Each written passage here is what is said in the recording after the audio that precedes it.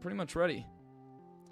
So, this is every single Mario Party board in the series, and this is up to date with the Jamboree boards.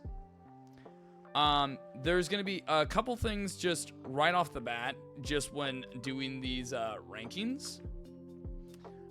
You're not going to see like the Mario Party Advance game. You will see some of the handheld games, which we've seen here, but we're going to throw those immediately in a tier because I don't have those. So we're going to do a row below. And that's going to be this row. And we're going to make that the don't know, don't care tier. And the don't know, don't care tier is basically going to be everything, like all of this. We could care less about any of that from the 3DS game, because that is barely a game on its own. So all that is going to go in there. That's this. We will be talking about the Mario Party 9 and 10. As much as I hate them, we will be talking about them. And we will be talking about these boards, even though I have very little experience with them. We are going to talk to them within the context of the game that they are in. I don't like Mario Party 9 and 10. They are bad games. You cannot tell me Mario Party 9 and 10 are good games. They are not.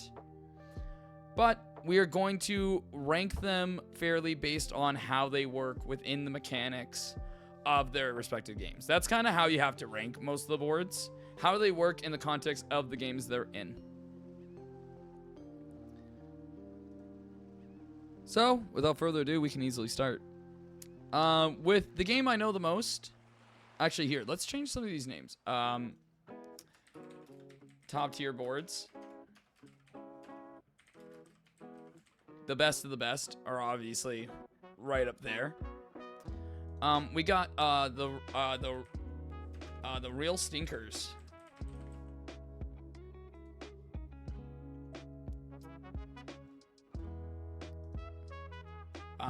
We're gonna call this the so close tier. So close to being perfect, but not quite there. We got a good time. A good time all around here. There we go.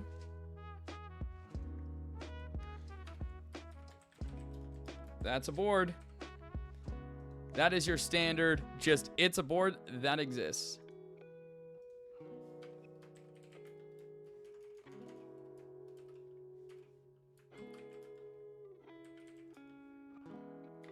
Not your first, second, or third choice.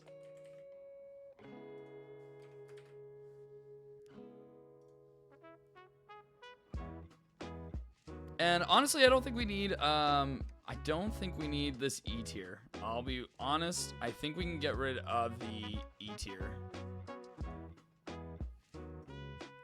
There you go. So we got our top tier boards. We got so close. We got good time all around. That's a board. Not your first, second, or third choice. And then finally, real stinkers.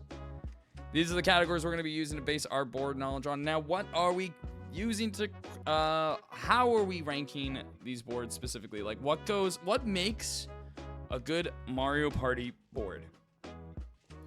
A good Mario Party board uses the mechanics of its perspective, like Mario Party game to its fullest. While also having interesting events, multiple junctions, lots of choices on your board are some of the best boards that you can have. When you have very little agency on the board, those are the boards that really, really suck. So we're gonna start with Mario Party 1's probably the game I have the most expertise in, as you know, that's the Mario Party game I speedrun the most. So the one thing that we really got to know with Mario Party 1 specifically is that Mario Party 1 has no items. So because you have no items, money becomes used for only a couple things in the game. There's not a whole lot of uses for money in the original Mario Party game if you're playing with other people on the boards. So if we're looking at DK Jungle, it's not too bad of a board. What I'm going to do when we're talking about each of these boards is we're going to bring them up.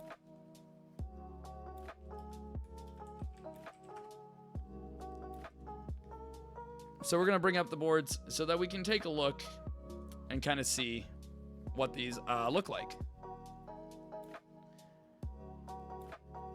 All right, so this is the original DK board. Okay, so the biggest thing when you're looking at a board like this is, okay, in Mario Party 1, what choices do we have? What can we do on this board? Number one, actually, we should probably explain some of the core mechanics of Mario Party 1 as a whole. What do we have in Mario Party 1 that's very specific to Mario Party 1? Well, number one, we have the Koopa space right at the beginning. Anytime you get back to the start space, Koopa will give you 10 coins. Very occasionally, he will give you 20 when it's either the last 5 turns of the game, or he'll give you 20 if you're the every 10th person that goes by gets 20 coins. But otherwise, that's very stationary. That's just always what it is. Easy way to get some more money back at any point. Of course, we have our boost spaces. DK's board here has 2 boos, which is very nice, and it's very easy to get to both of them. It's basically the main track the whole way around. One of the you might have to spend some money to go to either, but otherwise it's fairly easy to get to Boo. We do have Bowser on this board. So in Mario Party 1, Bowser is just on the board at all times alongside the Bowser spaces. If you pass Bowser, he will basically just take your money for an item that is useless. If you don't have the exact amount of money he usually wants for that item, he will just take all your money instead. This board, Bowser does not matter very much at all. Very rarely does Bowser matter here, just because of these gates. This is one of the main mechanics of the DK board. These gates only go down if you have at least 20 coins. You do not have to spend 20 coins or any amount of money to go the direction these things block. You just have to be rich enough to go down them, which is very funny. But why would you choose to go past Bowser specifically? You really wouldn't. The only time this path is ever taken, period, is when you're looking to get the star that just so happens to spawn in this row, which is already rare enough as it is. But that is an option. So, those are all the main... last main mechanic. We got Womps on this board. The Womps, baby. Womps, you can either choose to walk the opposite direction, and then they will block said direction after you go that way. Or if the Womp is blocking the way that you want to go, you can pay the Womp to go past it, and the Womp will keep blocking that specific path.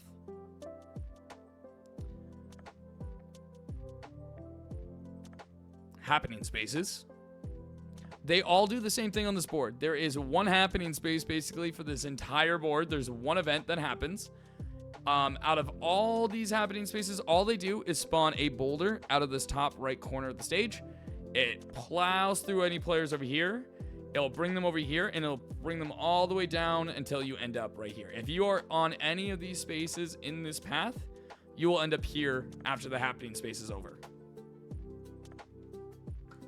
So, with that all said, where do I place this board? Well, I immediately am going to take DK's Jungle Adventure, and we're going to put it in the Good Time Around category. It's a fun one, especially for Mario Party 1. This is the first board most people will play when playing Mario Party 1 for the first time, because it is the first board they show off. And there's good uses of spending your money on this board and making sure that you have money at the right times. It's not usually hard to get money in Mario Party 1, but you have 2 boos to use, which is always great. So it's like you're always spending money on maybe stealing stars or moving the Womps around, or maybe you're making sure you have enough money to take certain paths like this one or this one, or even just the money to make sure that you can pay all the Womps to go the way that you want. Because let's say you want to go to both boos on a run, but the Womps are here, here, and here. Well, it's like that's an extra 30 coins that you have to have on you to get past all that stuff just to get to these 2 boos. So this board does incentivize you to have big money, which is always a good thing in Mario Party 1. You want a board that's going to have you spending and making decisions like that. On top of that, just having the junctions as a whole is very nice.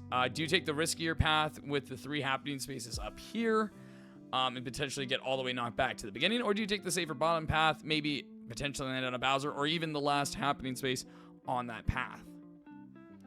It's a solid board all the way around. The things that kind of draw that is mostly just Mario Party 1 features, like not having items. Only having one happening event on the board means that you kind of know what to expect on any given turn. There's not going to be a whole lot of surprises on this board, but some people like that. Sometimes it's nice to not have a bunch of randomness pop up. So it just makes it a nice, easy board to kind of enjoy Mario Party with. So we enjoyed that one. Good spot to start with.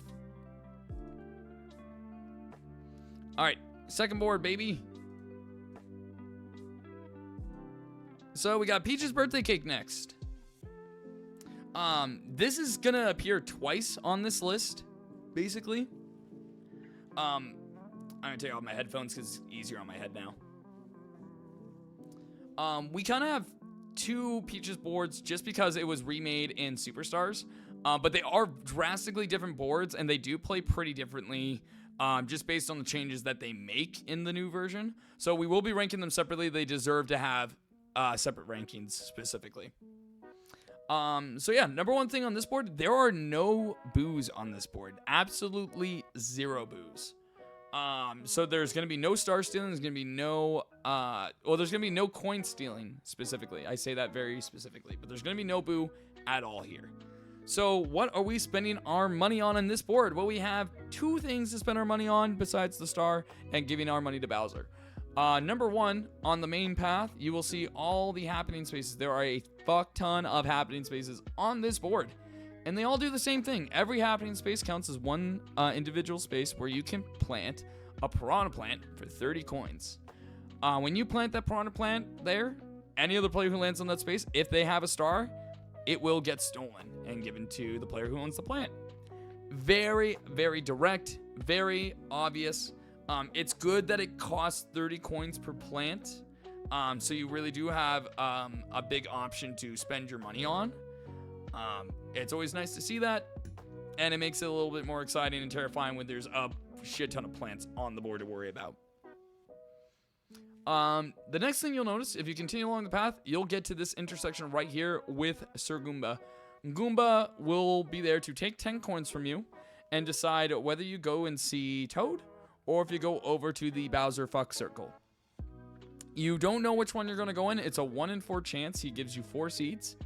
And the seeds do not reset until all of them have been taken. So 3 people can get the Toad, and the 4th person is just always going to go to Bowser. If the Bowser one is grabbed right away, then 3 other people are going to be able to go straight to Toad.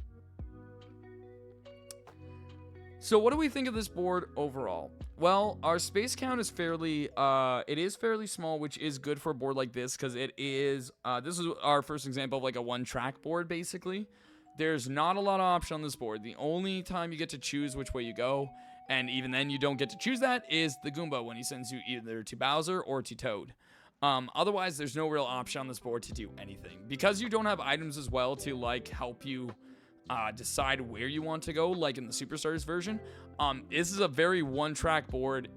You're playing it the way that the game wants you to play it, and that's about it.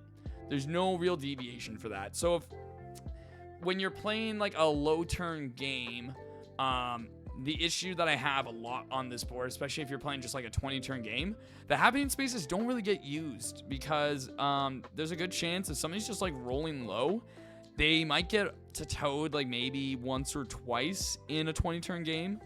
And that can be kind of hard when it's just like it makes a very low stakes, low scoring game. You don't have a lot of stars going around already.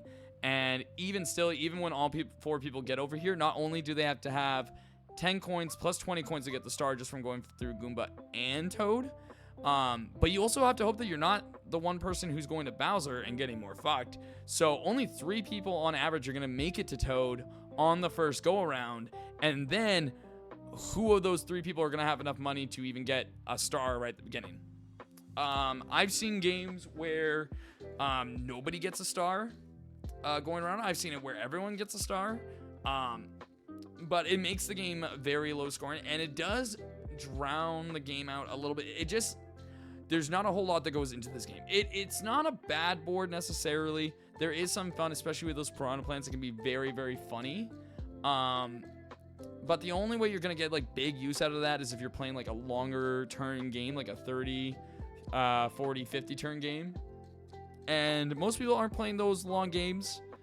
Unless you're sicko like me. Most people aren't. But that's okay. So with that being said, it's not the worst. It's not the best board. It's not the worst board. So we're gonna put that in. That's a board, man. That's just a board. It does what it needs to do. It exists. It's definitely not my go-to most of the time, but like I love throwing on Peach's birthday cake, just for fun every now and then. It's a nice palate cleanse, and the music is nice on this board, and I love the aesthetic. The aesthetic is always one of my favorites. It was one of my favorites as a kid. It's probably the board I played the most as a kid, and it's an easy board for pretty much anyone who's new to Mario Party to pick up and play, because you don't have to. There's not a whole lot of strategy that goes in, but it does make it a very friendly board for newcomers.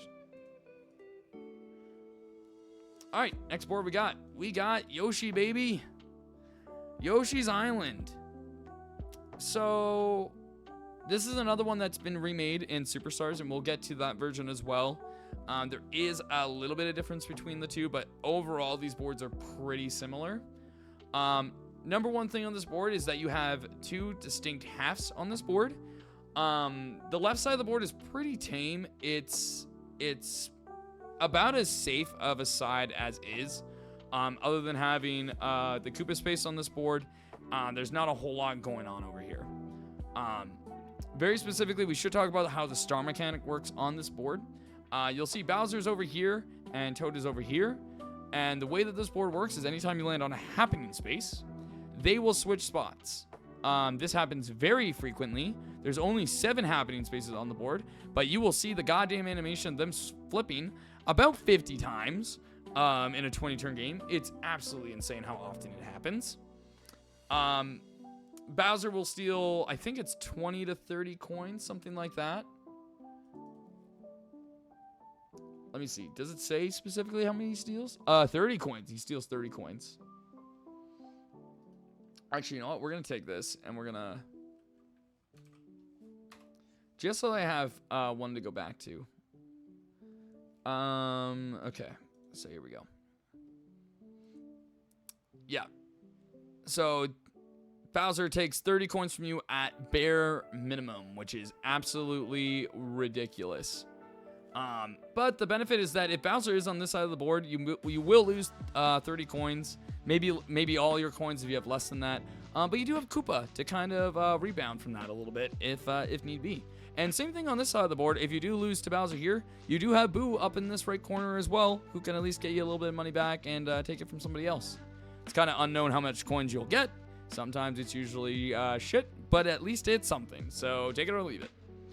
The other main mechanic on this board is the thwomps. The thwomps on this board are gatekeepers. When you get to them, you can pay them from 1 coin to 50 coins. And whatever you pay that womp, that is the new standard toll going forward. So if you pay 10 coins to that womp, the next person has to pay 11.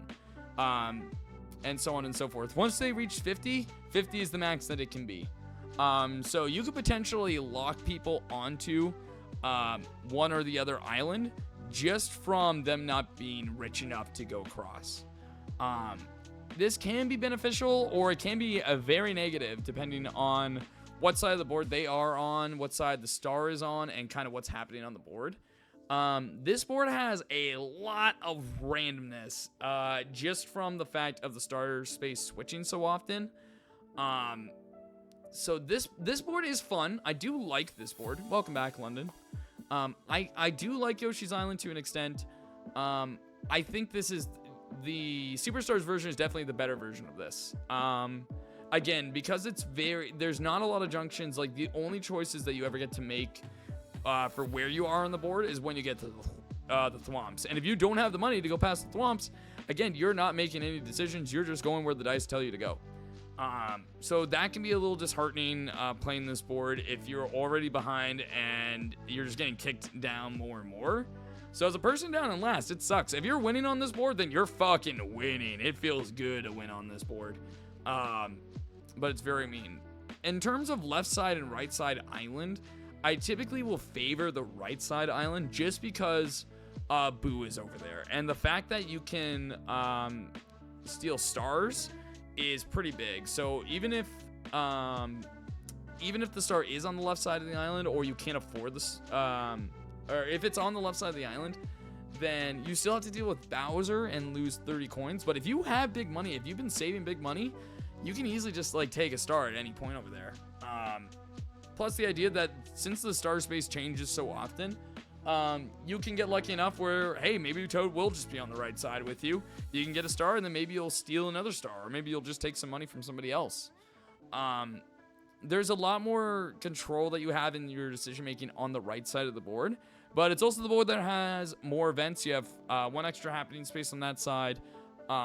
There's chance time there. There's 2 item minigame spaces, like the left side as well. So there's a bit more that can go wrong, I find, on the right side. But I usually find it's the better gamble. So overall, again, because Mario Party 1 boards don't have items or anything, there's not a whole lot you can do when you're on a set path. You kind of just have to deal with the shit that you're given and just pray to God that things work out fine. So with that specifically, we're going to put the original Yoshi's Tropical Island. We're going to put that on that's a board. That's a board. It's not, again, not a bad board, but it's definitely its worst variation. And a lot of that just comes down to Mario Party 1 mechanics. Is what it is, but I can't complain too much. All right, next, Wario's Battle Canyon. People hate this board or they love this board, and it's very clear why. First off, right off the bat, we have one Boo on this board over here, and this is a hard Boo to get to, and we'll get to why in a second. Other main mechanic we have is this fly guy over here, who, if you get to him, you can decide to either fly to the center Bowser zone, or you can grab anyone else and bring them to this area. Pretty simple with that. And then obviously the main mechanic of this board are the cannons. Anytime you get to a bomb on any of these islands, it will blast you to the island it is pointing to. And the happening spaces on this board will flip the order of where these things shoot. So they will go in reverse if you ever land on a happening. Guess what? There's only 2 happening spaces on this board. And guess what, double else? It is so hard to land on happening on this board because of that. The way the cannons work is as soon as you're shot over to the island, a cursor will just randomly shoot between every single space on that island, and you cannot time it. If somebody tells you they can time it, they're lying. You don't have the reaction speed to do it. No one does. So there are lots of times where the star might be somewhere on the board, like here. And if the cannon just decides to shoot you here, well, get fucked. You're not getting the star, and good luck next time, idiot. That's kind of how this board plays out. So what do I think of the board overall? This is funny. This board is funny. But again, you're not getting a lot out of this board necessarily. Now, one of the big things about this board, because it is small, if stars do get bought and get bought aplenty, one of the big things that you can do is have lots of chance times pop up, which can be absolutely hilarious. I haven't mentioned this yet, because it wasn't really relevant to the other boards as much, I find, on our list yet. The only one it was relevant on was DK's so far. But every time that you buy a star on a board like this where the star space moves, the space is replaced with a chance time. So because there's 7 or 8 star spaces at any time in Mario Party 1, you can have 7 or 8 chance times on the board at any given time, which can be terrifying when there's only 4 islands. Like, there's not a lot of spaces on this board. This board wants you shooting across islands all the time. So it's very, like, you move a lot and you have the options to land on a lot of shit. Whether that be Bowser spaces, minigame spaces, chance time spaces, a lot can happen on this board. It's very deceiving in that nature. The only things you really have though to spend money on this board is Boo, and I guess 10 coins for Fly Guy if you want to bring somebody to you. But that's not really massive. This board tends to be a really high coin game, just because there's not a whole lot to spend your money on. You can have all the money in the world on this board and lose horribly just because there wasn't anything to spend it on to help you out in the game. If you just got shit luck when using the cannons, you're kind of just fucked, and you kind of just have to deal with that. It makes it really difficult to recommend this board unless you are going into it wanting to have a shitty time, or to just know you're gonna have an absolute bullshit experience. So it's a hard one to recommend, and especially on longer games. Like if you're playing like a 35, 50 turn game on this, it can drag quite a bit. This is a board I probably played a lot more when I was younger, but nowadays I don't play nearly as much. And as a speedrunner of this game, this board pisses me off, just for the absolute insanity of you don't know how long a turn is gonna go, because you could just keep landing right before the goddamn cannon, and somebody could just be blasting across the map for the next 10 minutes, and it drives you fucking insane. So that alone is just gonna give points down just for that. It makes it a really uneven board. Is it a stinker though? I'm not gonna give it a stinker still, and it's probably my Mario Party 1 bias. I don't hate this board entirely. I do have fun on this board. I think the chance times are what really makes it, like, if you want a chance time game, this is the board you play for chance time. But not having a lot of agency in where you go or what you spend your money on makes it not your first, second, or third choice. It's there for sure. If you're playing Mario Party 1 and just going through all the boards, you'll still have an okay time. But it's definitely not the board you want to go to most of the time. That's not going to be your first pick. All right, next on the chopping block, we got Luigi's Fuck Room, baby. Luigi's Engine Room. What a blast. I love Luigi's Engine Room. This is pretty much a hilarious board every time I play it. Everything about I love how this board works, and it's only really held back by Mario Party 1 mechanics specifically. I think if this board was remade in like Superstars or was brought back in Jamboree, this board would be a fucking hit. I feel like people would love this board. But let's get into why. We do have one Boo on this board, and the fun thing about Boo on this board is that no matter which path you go, you will eventually lead to a green pipe, and every single green pipe leads to this Boo. There is a lot of Boo activity on this board. You are always guaranteed to see Boo no matter which way you go, and it means stealing coins and stars happens all the time, so you are never safe on this board.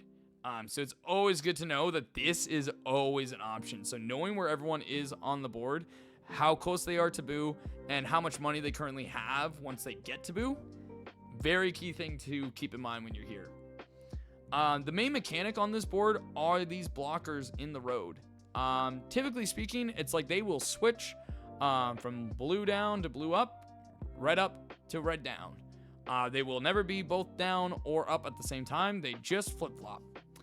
They flip-flop at the beginning of every turn, and the only way to flip them otherwise is to either land on one of the happening spaces placed on these 3 spots around the board, or to pay 20 coins to these switchers. They are expensive, but because we're Mario Party 1, I'm glad it's semi-expensive to do so, because again, you don't have a lot of things to spend money on other than Boo and the star. So having these 2 things as an option to fuck over a player who maybe they want to get to the star and it's their turn's coming up, this thing's down, you flip that fucker and they are not going that way anymore, and it's very funny.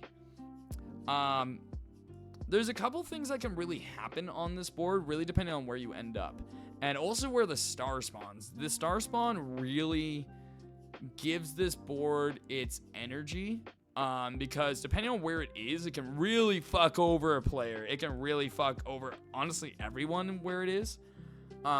This space in particular is one of the hardest ones if it spawns here. Most likely this star will not be grabbed for a while unless we get really, really lucky. Because not only do you have to make it past this door barrier and get through here, you have to have enough money for Bowser here, but then also you have to get past this specific one as well. So if you're here and you roll a 10, and you go to Bowser, you still have the money, you're fine. Oh no, these gates are still down. You're going straight to Boo. You are not getting that star. So you have to land within this zone to make sure that you can get past this thing.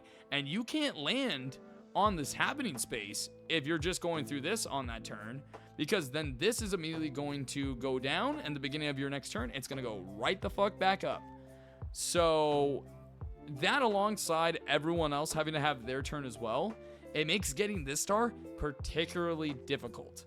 That being said, man, this is just a fun board. I mean, if you had items on this board, this would be way more sick. This would be way more fun. But for a Mario Party 1 board, this is like one of my go-tos. This is like super fun to play on pretty much anytime. And because like Boo's so easy to get to, you do have some good options with your money. I mean, you're spending money either stealing stars or moving the blockades, and that is funny. Both of those options are great. Only other thing to note, there are 2 happening spaces that don't move the blockades. Ooh, hiccups. The blockades don't get moved with these 2. What can happen on this board is if you end up in here, and let's say you end up just past this one right here, you are now in what's called the fuck room. The fuck room will not let you out. You are stuck in the fuck room until the game decides that you are not allowed in the fuck room anymore. I've seen people spend entire 20-turn games stuck in the fuck room, and it's super funny to watch somebody be stuck in the fuck room all day. The only way to get out is to make it past these spaces when this is down, which when you're rolling badly never happens, or landing on these 2 happening specifically, which will bounce you up to the respective blue space in the top area, which just brings you to a green pipe to get the fuck out of there. If you end up in here, it's funny as hell. There is a star that does spawn in here, and obviously like that's the only time you're really gonna choose to go up in here. Not that you get a lot of choice if you just end up fucked by the blockades anyway. So what do I think on this board? Where am I going to rank Luigi's Engine Room based on all of this? Well, you do have some things to spend money on. They are very situational, and there's only 2 of them on the board. Not having items makes it a little difficult still, just like any other Mario Party 1 board. You can't really deal with it too much. But it is a good board, and I do recommend it. It's definitely better than DK Jungle Adventure. But I can't put it any higher just because of the fact of not having items. Items really makes it difficult to enjoy this board because, and again, like not having items is Mario Party 1 whole thing. I know we're judging this specifically on how Mario Party 1's mechanics are, but that's the thing. Because you don't have items, you don't have those extra choices. When you're playing any of the boards, you really don't. So you kind of just have to take what you're given in the moment. And this board does it better than most of the other ones, but it still isn't, it's still not going to be like the high echelon like some of the other Mario Party games. Still a good board if you're playing Mario Party 1. This is the one I probably recommend the most, just because it's got the most zany stuff going on. It's a lot of fun. Yeah, it's just a good time. There's probably one other board I would recommend for groups of people if you want something really chaotic, but we're going to get to that one very soon. But overall, Luigi's Engine Room, that's a good time. We will not complain with Luigi's Engine Room. All right, the titular character Mario. I don't know why Mario's board is so late in the game. It's very weird that it's as late as it is. But it's here. And it's the 5th, is it the 5th board or the 6th board? It's the 6th board of the game. It is ranked as a #1 difficulty. I don't know why it's placed the way that it is in the order. You would think this would be an earlier board, but is what it is. This board also got remade in Jamboree. This is the newest map to get remade. We'll talk about that version later. There's not honestly a whole lot different between this one and the Jamboree one, but we'll get to the basics of the differences when we get to there. #1, there is of course Boo on this board. He is still here. and it's very easy to get to Boo. It is on the main path, just at the first junction. If you decide to go left, you're gonna see Boo. You can pretty much see Boo every time you go around the board. Sometimes you may not want to, but most of the time you will. It's very more times than not, you're gonna be going the Boo path. The main thing on this board is the star. It does not move. The star is on one space and is at the end of the board. This is a one long track type of board. So you are not going to have a lot of decisions. But what makes this board interesting is anytime somebody goes to the star space at the end of the path, whether you have the money or not, if you go to Toad, immediately after leaving Toad, this will swap around and Bowser will take their place. Bowser will stay there until the next person goes by or until one of the 5 happening spaces is landed on, in which case the tower just swaps either Toad or Bowser, whoever's up there, either way. Bowser steals, I think, 40 coins? Yeah, 40 coins, which is a fucking brutal amount of money to lose, which is just insane. He gives you a Zatar. I believe that's how they pronounce it in Jamboree, a Zatar, which is a black power star. Thankfully, it does not take away your star in this game. It will in other Mario parties, let's be clear. It does not in this game. You just lose 40 coins, but 40 coins is still steep. That's a lot of fucking dough.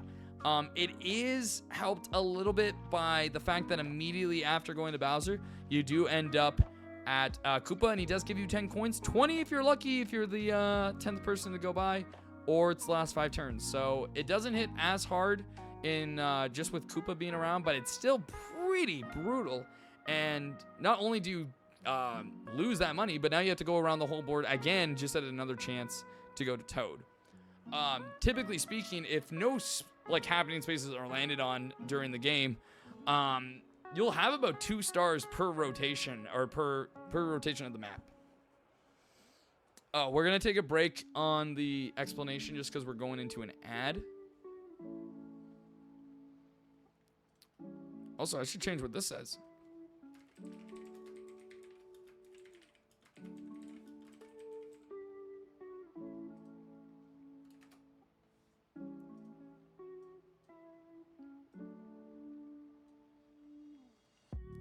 Actually, while we do this,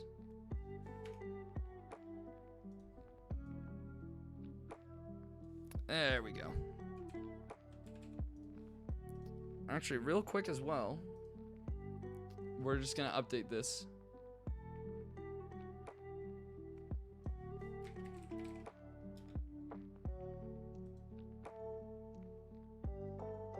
Because now we're done the speed run, so we can do that now.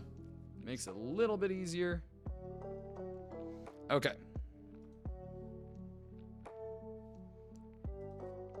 Go back to this.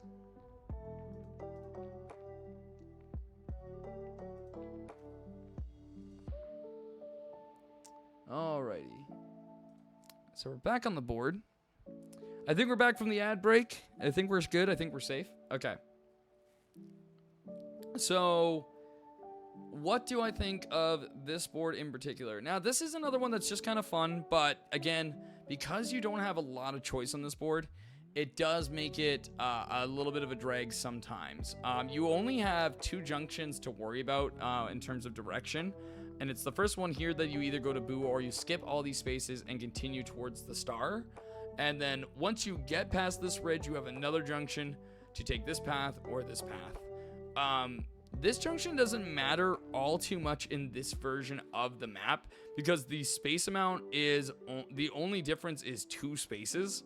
So it's not super huge. The only reason that you would like really make this decision is with the collection of happening spaces around this area, the Bowser space and the chance time space if you're trying to avoid or get these spaces, because there are times when you want any one of those spaces. So there is a little bit of strategy when it comes to playing this board. Do you want to rush for the star and hope that nobody switches it before you get there or before anyone else gets here? Or do you want to take it a little bit slower, let somebody lead the pack, and then maybe hope for something to get switched So Bowser's at the top, and now they're panicking instead. This is another board where it usually ends up very low scoring because it is, again, a one-track board. Usually will have very low scoring games. So Boo becomes a lot more valuable on this board when there's not a lot of stars. So it becomes a lot more vicious trying to steal stars. And a lot of the times, it's usually really worth it to go to Boo pretty much every single time. There's almost never a point where you wouldn't want to go to Boo. Even if Toad is here and you're wanting to rush there before anyone else gets there, you have to pass at least you have to pass 3 different happening spaces, maybe 4 if you're taking the right path as well. And with everyone else also going, this thing gets flopped around all the time. So the only constant that you have access to every time around the board is just Boo. You don't even know if you're going to be able to see Toad every single time you go around, but every time you're going to have access to Boo. So making sure that you have the money to steal stars on this board is very, very important. It's about one of the only real ways to really secure a victory on this board. It is a very funny board for that reason, though. But there's not a lot of agency or urgency in this board because of that. It's not a bad board. I think the Jamboree version does help it out at least a little bit. But again, it's Mario Party 1 items. Not having items really makes it more difficult to decide your actions on this board. It is a fun board regardless for Mario Party 1 standards. I do enjoy it, but it's nothing super special. The aesthetic is very pretty. I like that you're on the globe from the Super Mario 64 box art. Big fan of that. I think that's absolutely lovely. Other than that, it is a whatever board. It is a board that exists. That is a board. You cannot complain. It is the board. I'm probably gonna rank these just like this. I might not rank once we start getting to the other games, I may not rank them like every individual one, but I might at least rank them within its own game. So if we have multiple Mario Party 1 boards, they'll all be ranked specifically in that ranking, but they'll be ranked separately from the Mario Party 2 boards that pop up in here, so on and so forth, just to make things a little bit easier on that side of things. Otherwise, these will end up all at the bottom. Mario Party 1 boards, whatever category they're in, they're probably going to end up at the bottom of that category when all the other boards are in there as well. Just a good thing to note. But yeah, that's probably how I'd rank good old Mario board. Not a bad time. It's a board that exists. A better version is 20, 30 years down the road. So just be patient and you'll get a better version someday. All right, baby, we got Bowser board. Our first Bowser board in the series, Bowser's Magma Mountain. This is a board I don't play a whole lot. I really only play this board when I'm doing speedruns. It's very funny that we just don't touch this board too often when we play multiplayer. To be fair, though, not a lot of people play Mario Party 1's multiplayer because it's brutal and there's no items, which makes it a little boring sometimes. So I understand, but it is kind of funny sometimes. So, so what do we have on this board? So we do have another board. We're back to a star that's changes spawns all over the board, which is always nice to see, which means you're going to have lots of chance time spaces if lots of stars are being bought. So very nice. You do have, this board does have junctions, but they're a little weird. So every time you see one of these weird statues, you can either choose to ignore them and continue on the path the long way all the way through, or you can pay them 10 coins. And if you pay them 10 coins, they'll give you a dice block. And if you roll the star, you'll go on the other path. And if you roll Bowser, fuck you, you just gave them 10 coins. Go on the long way anyway, idiot. So you don't really have a choice on this board. When it comes to the junctions, if you want to take a junction, you're A, paying 10 coins, and then B, just hoping the game lets you go that way after that. Otherwise, fuck you. You don't get those 10 coins back. It's kind of like the Womps on the DK board. If the Womps just went, thanks for the money, fuck you, go that way. So on the one hand, that can be pretty funny if you're really desperate for a star. But again, you don't get a lot of choice in which way you go. So that does hurt. But again, on the positive side, it is another thing to spend money on. And again, Mario Party 1 has a problem of spending money on things, so it does make it a little tricky. There's only one of these statues that you don't have to spend money on, and that's the one at the top right up here. When you get to the end of the path, you have to hit a dice block no matter what. And if it's a star, you get to go to Boo. If it's Bowser, you go to Bowser. Fucking rude. Obviously, when you go to star, you just go to Boo. Fucking mint. You continue along the rest of the way of the board. Pretty self-explanatory. Bowser on this board is a bitch. He's a rude motherfucker on this board. Because it's his board and he can do whatever he wants. Bowser on this board, he will roll a dice when you go to him. And he can either steal coins or he can steal a star. If you have a star, he will fucking take it. It is very rude and very funny. I want to see how much it costs, how much he steals. He only steals 20 coins on this board, so it's not as bad if he gets coins, but if you have a star and you're going this way, you do not want to lose the dice roll twice. That fucking sucks. It is brutal. If you lose a star on this board, it is brutal because Boo is not always available. Because it's a 50-50 shot, anytime you go through the board, you can't always rely on getting a chance to steal from Boo. So if you get the opportunity to steal from Boo, you should definitely take the opportunity because you may not get it again. And again, this board is long. It's pretty long. And if you're not taking the junctions or not lucky enough to take the junctions, because you're either poor or they just said no to you, then you're going to be spending a lot of time just moving on this board, not doing a whole lot. You might also not have a lot of money because of the happening spaces on this board. They all do the same thing. If you land on a happening space on this board, every space on the board that's blue turns into a red space. So you will constantly lose money, and it is like that for 2 turns for whoever landed on the space. It is fucking hilarious that is a thing that can happen. But there's not a whole lot else that happens. I mean, it is just red spaces everywhere, so you're losing at most 6 coins. If you're landing on those reds for both turns that it's up. And if you land on a happening while the effect is already on, it just won't do anything, so it doesn't extend it. It only activates if it's not currently activated at that time. So it's an event that can happen, and that's about it. It doesn't affect the game really all too much. And again, because it's so easy to get money in Mario Party 1, it's not really a big deal on this board.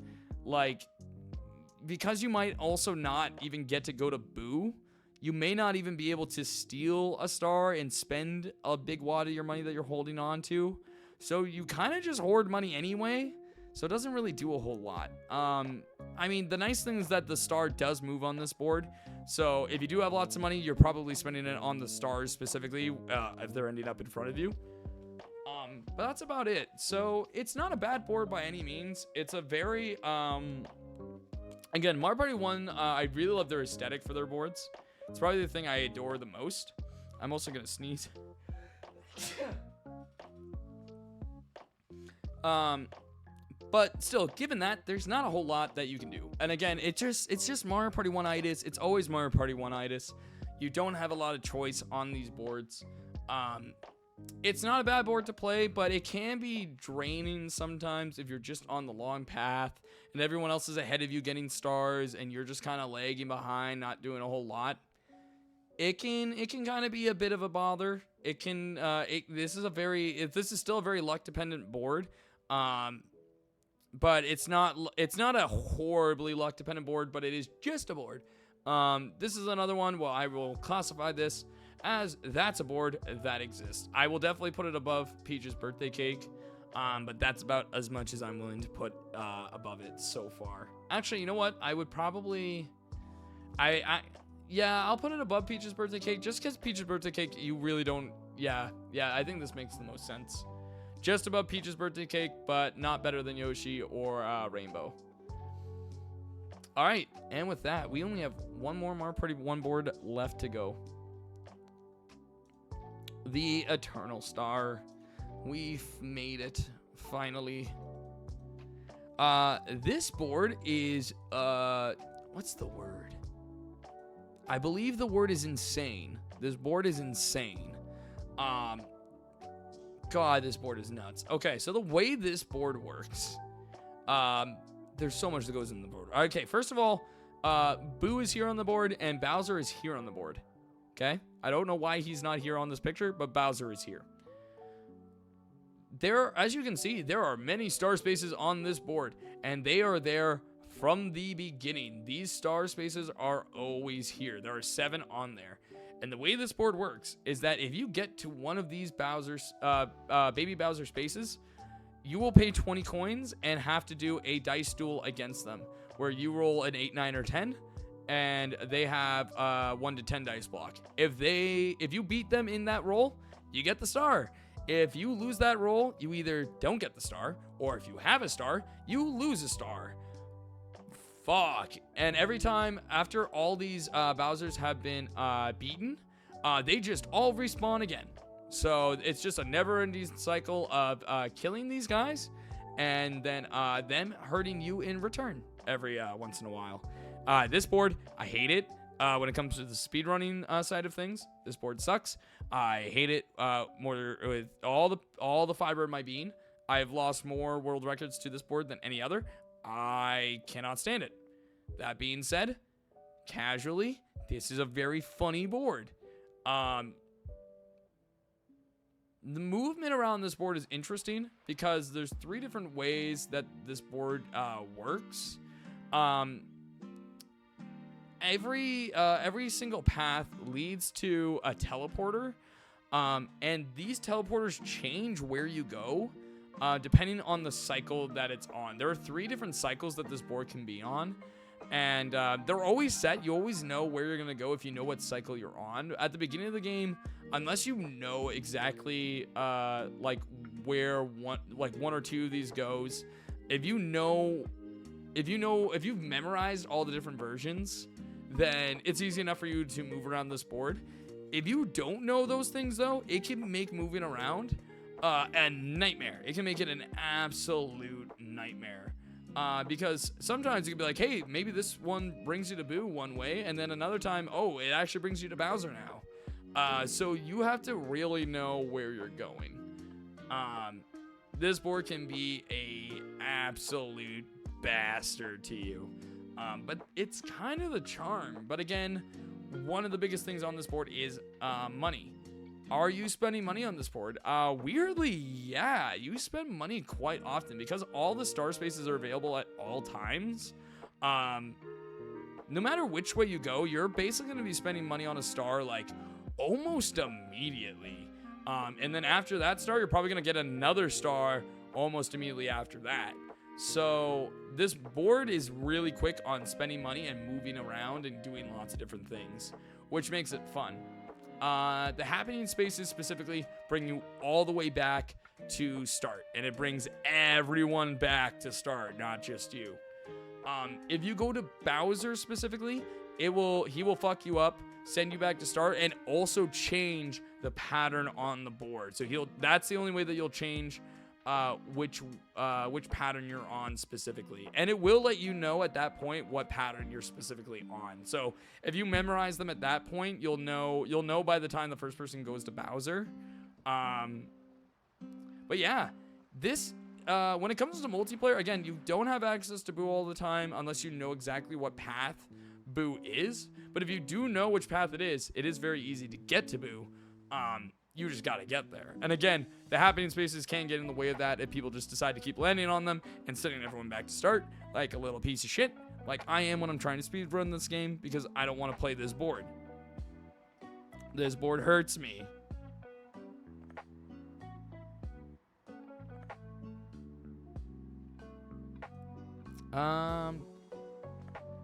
So yeah, it's like this. It's an interesting board all the way around. This is fun for multiplayer.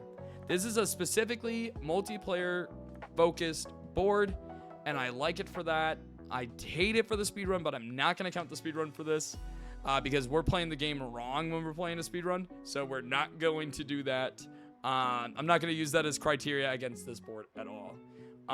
For that being said, this is a fun board to play on anytime if you just want absolute bullshit to happen. If you want insanity, you're going to be playing Eternal Star in Mario Party 1. That is your best chance to have just the most batshit insane time. Of course I know a lot about these boards, Jess. I know so much about every one of these boards. Too much. Too much. We might just stick with ranking the Mario Party, the N64 games today, and then do the other boards like maybe this weekend, just because it's almost 8:30, and we just finished Mario Party 1, and there's a fuck ton more games to go. So we're probably just gonna focus on the N64 ones today. But this is a good place to start. We're about to start an ad. When we come back from the ad, we're gonna be doing the Mario Party 2 boards. So stick around. I will see you guys in just a minute there. I will get things ready to go from there.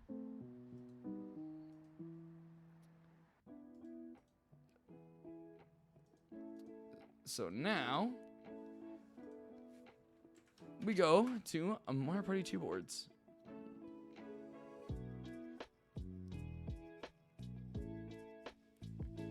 Okay. So we're just going to take it easy for a little bit because I believe we are currently in an ad break. And I don't want to go anywhere in case we are in an ad break. Well, because I know Jess is subbed. London, if you're still there, if you're not in an ad, let me know. Because that would be very helpful.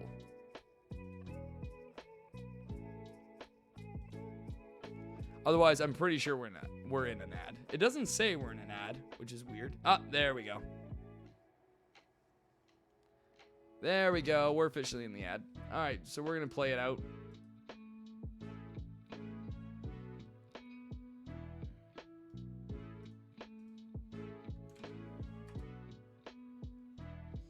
Oh, God. Board explanations are going to get even more insane now that we have items again. Oi, oi, oi.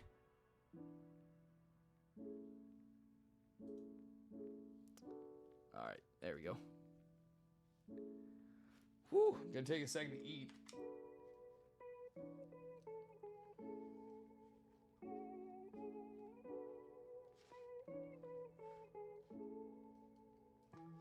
So many big pieces of chicken, god damn.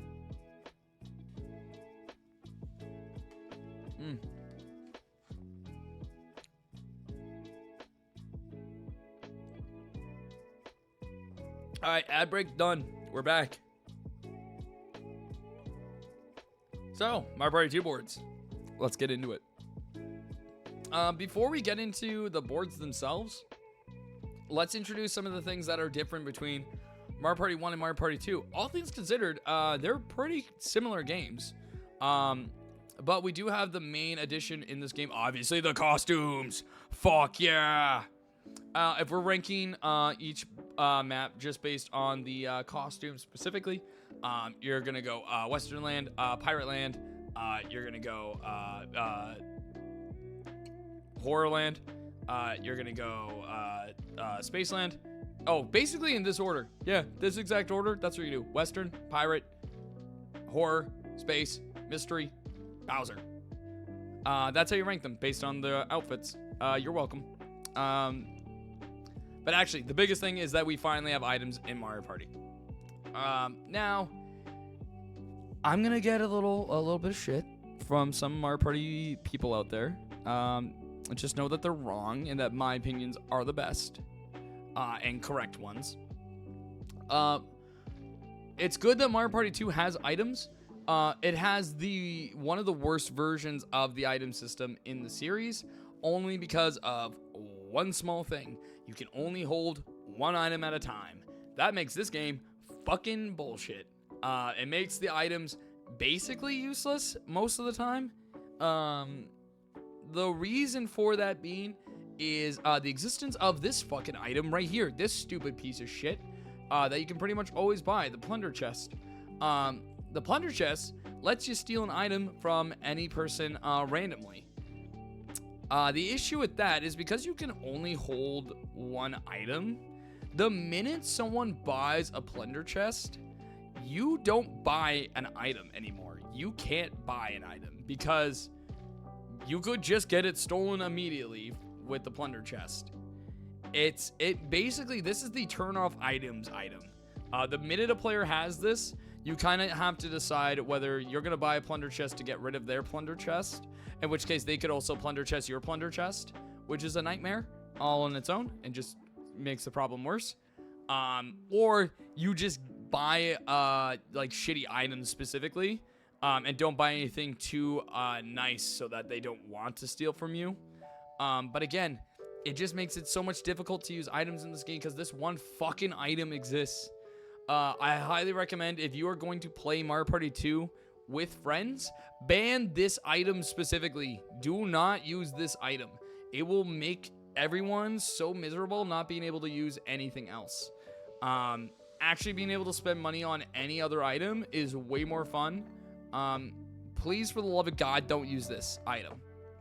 That being said, we're going to rank these boards not on the fact that the plunder chest exists, because that would be too mean. I'm just saying, Mario Party 2, what the fuck, man? You should have more than one item. This is fucking mean. That being said, we got our first board here. There's a couple new additions to Mario Party 2 as well when it comes to the boards. We have a few different spaces to worry about right off the bat. Number one, solo minigame spaces are gone. Those don't exist anymore. We didn't really touch on those too much in the Mario Party 1 board rankings because they don't really matter for most things anyway. Like, generally speaking, like, because you get money so easily in Mario Party 1, it's just more money. It's just minigames for more money. And it's just like whatever. Like, sometimes you get 10 coins. Sometimes you get 40 coins. Depends on the fucking minigame. Sometimes you lose money. But that's almost every minigame in Mario Party 1 anyway, so it's not really special. So they're not really worth bringing up, I find, most of the time anyway, unless you're talking, like, specific strategies on board. But again, Mario Party 1 doesn't have a lot of strategy because you don't have items, and you don't have a lot of options on different paths, so it makes it a little... That being said, new spaces we gotta pay attention to. The single-player standard minigame has been replaced with item minigames. Item minigames pop up everywhere on the board. If you land on it, you play a board-specific item minigame for a chance to get an item. Pirate Lands is a very, very easy to win every single time to get whatever you want. It's just a pay attention to the barrels minigame. Very good. If you land on this space, you are probably getting an item that you want. Again, no one use the plunder chest. It's really bad if you use the plunder chest. Please don't, for the sake of having a fun time, do not have the plunder chest available to anyone. Item minigame space, taken care of. Bank! There are banks now. We love the bank, I think. I'm very hit or miss on banks being involved in Mario Party.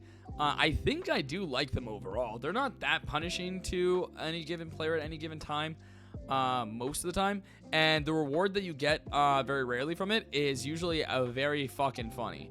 So typically, if it's funny, I will usually be more in favor of it. So yeah, the bank space, anytime you pass the bank, you give them 5 coins and it goes in the pile. If you land specifically on the banking space, you get all the money in that pile. So if you have 10 different rotations of people going past the bank, there are 50 coins stacked up in here. If you land on that, bam, you are 50 coins richer, my friend. What a treat. Very nice to have. So it's very good to see. And all the banks share the same amount of money, so it's not like a specific bank has their own potluck and this one has its own. These share the same amount of wealth, so it doesn't matter if you land on this one, all the money will be gone from here. If you're putting money into here, it's technically going into here as well.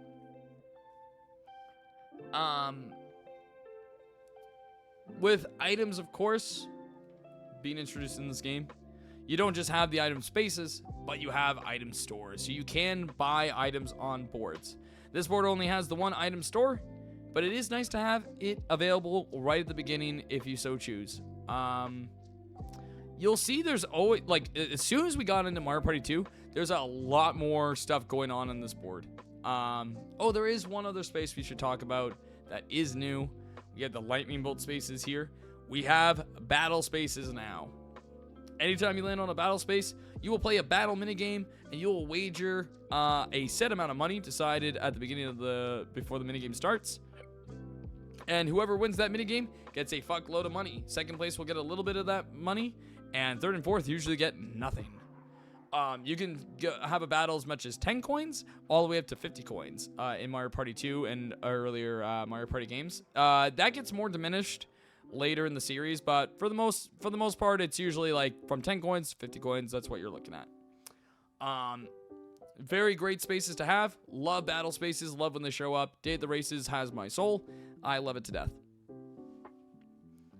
Whew. Okay. Oh, we're not done. There's one other mechanic that appears on multiple boards that we should talk about, and that's the gates. We have gates now. Our wonderful item, the skeleton key, is now available. If you have a skeleton key, you can use that to take the other way. Very good to note. We will talk about how the gates work on these boards specifically and how useful they are, because sometimes skeleton keys are great and awesome to have on certain boards. Sometimes they're not. Mario Party 2, it's even more risky to have a skeleton key because, again, you only have one item available to you, so you can't just have one on you at all times. So it really depends if it's valuable or not. So we'll talk about that specifically on this board here.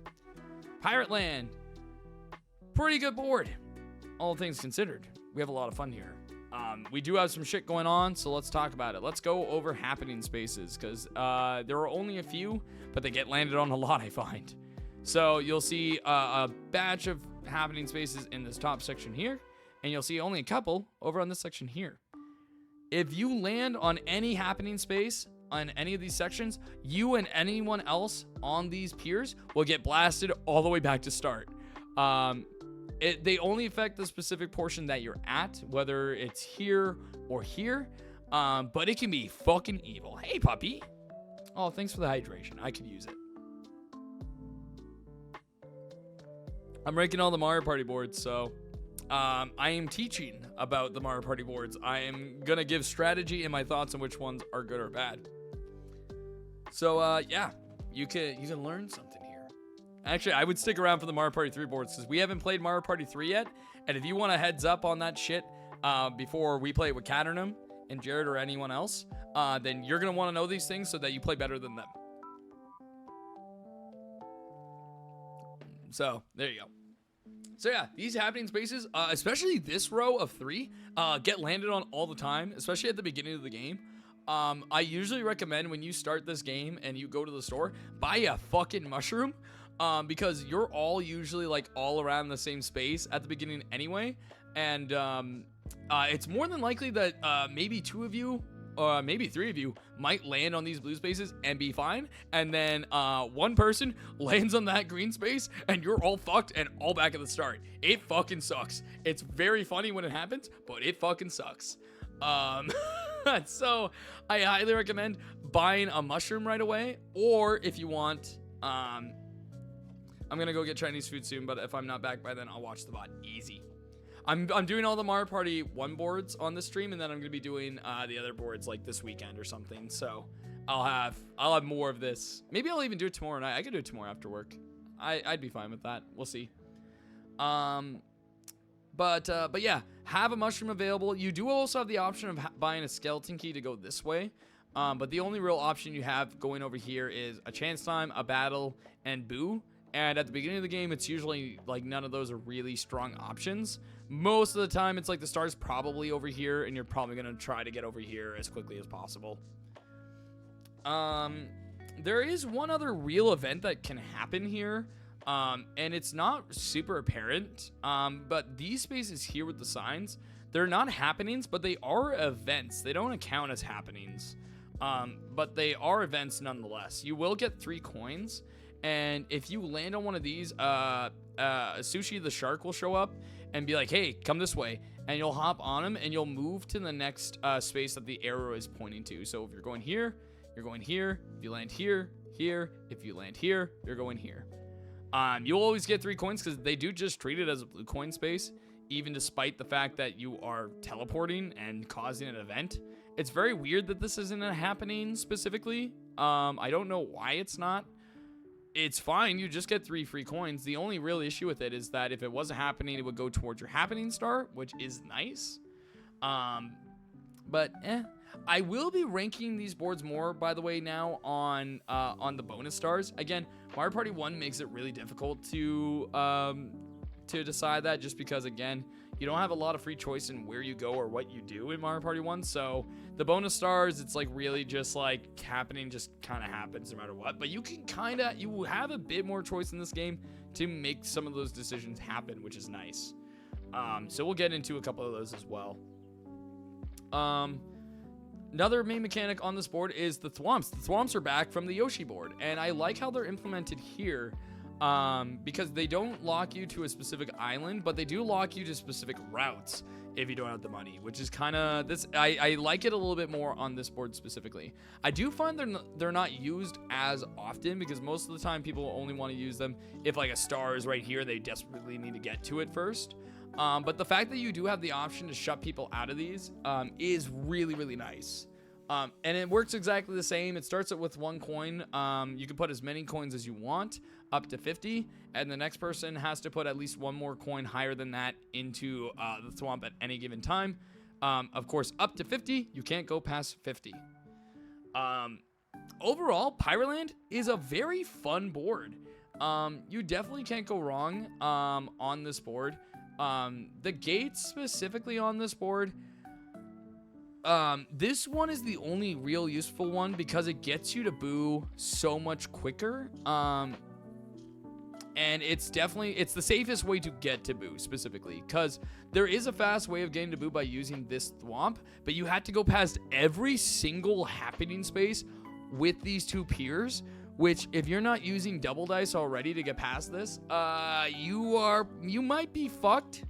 And just end up back at start anyway. So if you want like the cleanest way to get to Boo, save your money, get a skeleton key here, go through this gate, you will go to Boo. Very, very straightforward. You do have to worry about potentially chance or battle, but realistically, it's like you're probably, if you're already gunning for Boo, you're probably desperate, you probably need to get to it. So not a big deal. That's the only reason you're gonna buy a key. The key for this door, honestly, super fucking useless. Do not ever use a key on this door unless you're desperately just trying to get rid of the key you have. Because once you have a key in Mario Party 2, you can't get rid of it. You can't just decide to use it at any point. You have to use it. So if you're gonna buy a key, buy it for this gate. And if you do have a key anyway and want to get rid of it, and you're here, then just use it. But this path is fucking useless most of the time. Other than avoiding having to pay the thwomp, like you're only losing out on 5 spaces, which is really not that bad, especially because you have 3 here anyway. So it already just takes away 2 of these. So it's only really a 2 or 3 space difference between just paying the thwomp or going that route. And if you're going to have a key, you might as well use it to go to Boo anyway. Fuck this gate. This gate sucks. You're probably not going to use it. Don't use this gate. That's about everything on this board. It's a fairly fun board. There's no real complaints. It's definitely helped with the ability to have items. Having more junctions to choose from. You have like Mario Party 2 immediately makes things a lot more apparent that things just got way better as soon as you added items and more dynamic decision making on those boards. Makes it way more fun. Is it my favorite board in Mario Party 2? No, actually, still not really. It's not a bad board by any means. This is actually a very solid board. I would not call it top tier, though. It's definitely not top tier, but it is a very good board to play. Assuming that you guys all get past that beginning problem of the pier, again, buy mushrooms, get past this shit, or land here if you're lucky enough to go anywhere else on the board. Once everyone's separated, it makes the board a lot more easy to navigate and move around and do things on. The difference between 20 and 50 turn games isn't that big of a deal. You're going to have a fairly similar experience no matter how long the game is, which is always nice to know going into a game.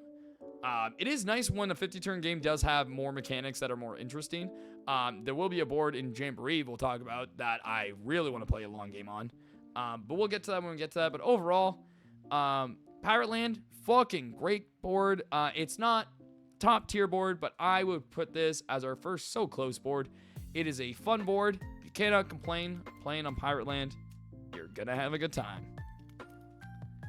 Definitely recommend it. There are some fun stuff that you can do on that board with the keys, but obviously the keys are going to be a much more rare thing, so do not rely on it. For the love of God, do not rely on it.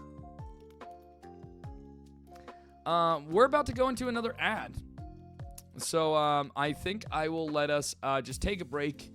I recommend get some water, get a snack real quick if you want it, and then we'll get into the nitty-gritty of the probably one of my favorite boards, Western Land, in its first iteration, because this board has recently been remade, and we will talk about that when we talk about that one. So, but for now, go get a snack, go get a treat, go just stand up, get a stretch, because we're going to an ad break. I will see you guys in just a minute. You know what I should do? We should add a thing here.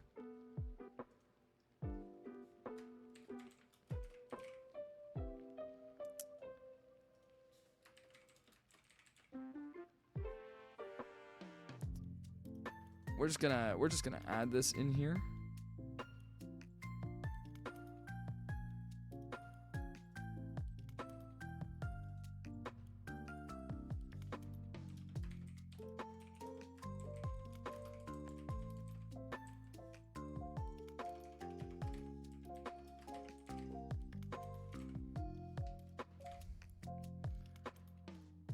All right, so we're gonna do.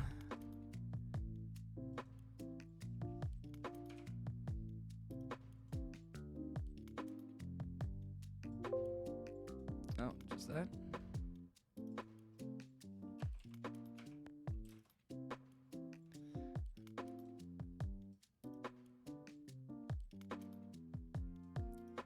All right, and I think I can add.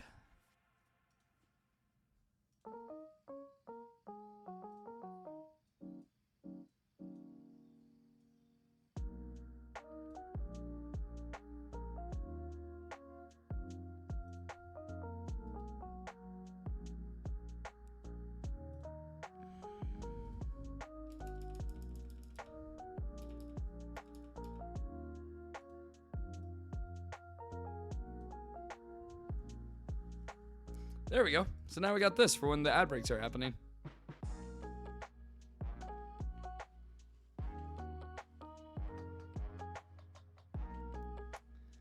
Very nice. And we're back. Look at that. I added this for the people who are subscribed so they know when we're on an ad break. And makes it really easy for just so that we're not missing any info for everyone. All right, back to the game. Back to the ranking. Western Land. Okay, this is a beefy board. There are a lot of spaces. Oh, shit. That does only have one. Well, maybe it's math time, Jess. How dare you insult me and be correct? I fixed it. Fuck off. Okay. So, we're looking at Western Land. This is a great board. I hate to spoil it. This board is fucking mint. We love Western Land. The only real issue that you might have on Western Land is sometimes it's a little too big. I don't really see it as that big a problem because there are lots of ways to move around on this board. So let's touch some of those. Number one mechanic on this board is that you have 3 train stops. And the train always spawns in this particular train station. And it can move in 2 ways. Number one is if you land on any of the happening spaces along the board, it will move the train over to the next train stop. If you are in the path of the train when it moves, you will get hit and sent all the way back to start. If you end up at the train station where the train is, you can move as well. You can pay 5 coins to move, but you will have to roll a dice block. And rolling one way, I believe the toad face gets you forward to the next train station. If you roll, I think it's a Goomba, you go backwards to the previous train station. Both have their uses, but again, you don't get to choose. But if you're already in a situation where you're not liking where you are and you're at the train, 5 coins to move like a pretty good distance around the board might be worth it, especially when you're here on this area. If you're here and using the train, it is pretty beneficial no matter which way you go. Whether you're going this way and you're getting closer to more of the action, or if you're going backwards, you're basically right at a boost space. So it's really not bad which way you go. It's a decent choice. The same can go for this one as well. If you're going here, it's pretty worth paying for to either skip closer to Boo, or if you're going back, you're going to end up at another Boo anyway. So again, pretty safe bet. The only one that you really don't want to take is probably this train station. The reason you don't take this one is going back doesn't offer nearly as much of a reward unless the star is back here. And again, it's very risky whether you get here or not. And then if you're going forward anyway, you're skipping Boo, which is not something you really want to do. I don't recommend skipping Boo anytime, especially when there's multiple on the board. So if you're gonna pay to take the train, these two are perfectly fine options, but I would not pay to use the train up here. A lot of the times what will happen is that the train will get moved from one of these spaces and then end up here and stay here until somebody lands on a happening, which is like fair. No one really wants to use this train. It is very situational if you want to use it. So I usually don't recommend using this unless you really don't want to go to Boo for some reason, or just really want to get to one portion of the board where the star is, and just hope that you get the right way. If you could determine where you went, it might be a better option to use this, but because you don't know where you're gonna go, and Boo is right there no matter what, I would probably say skip this one.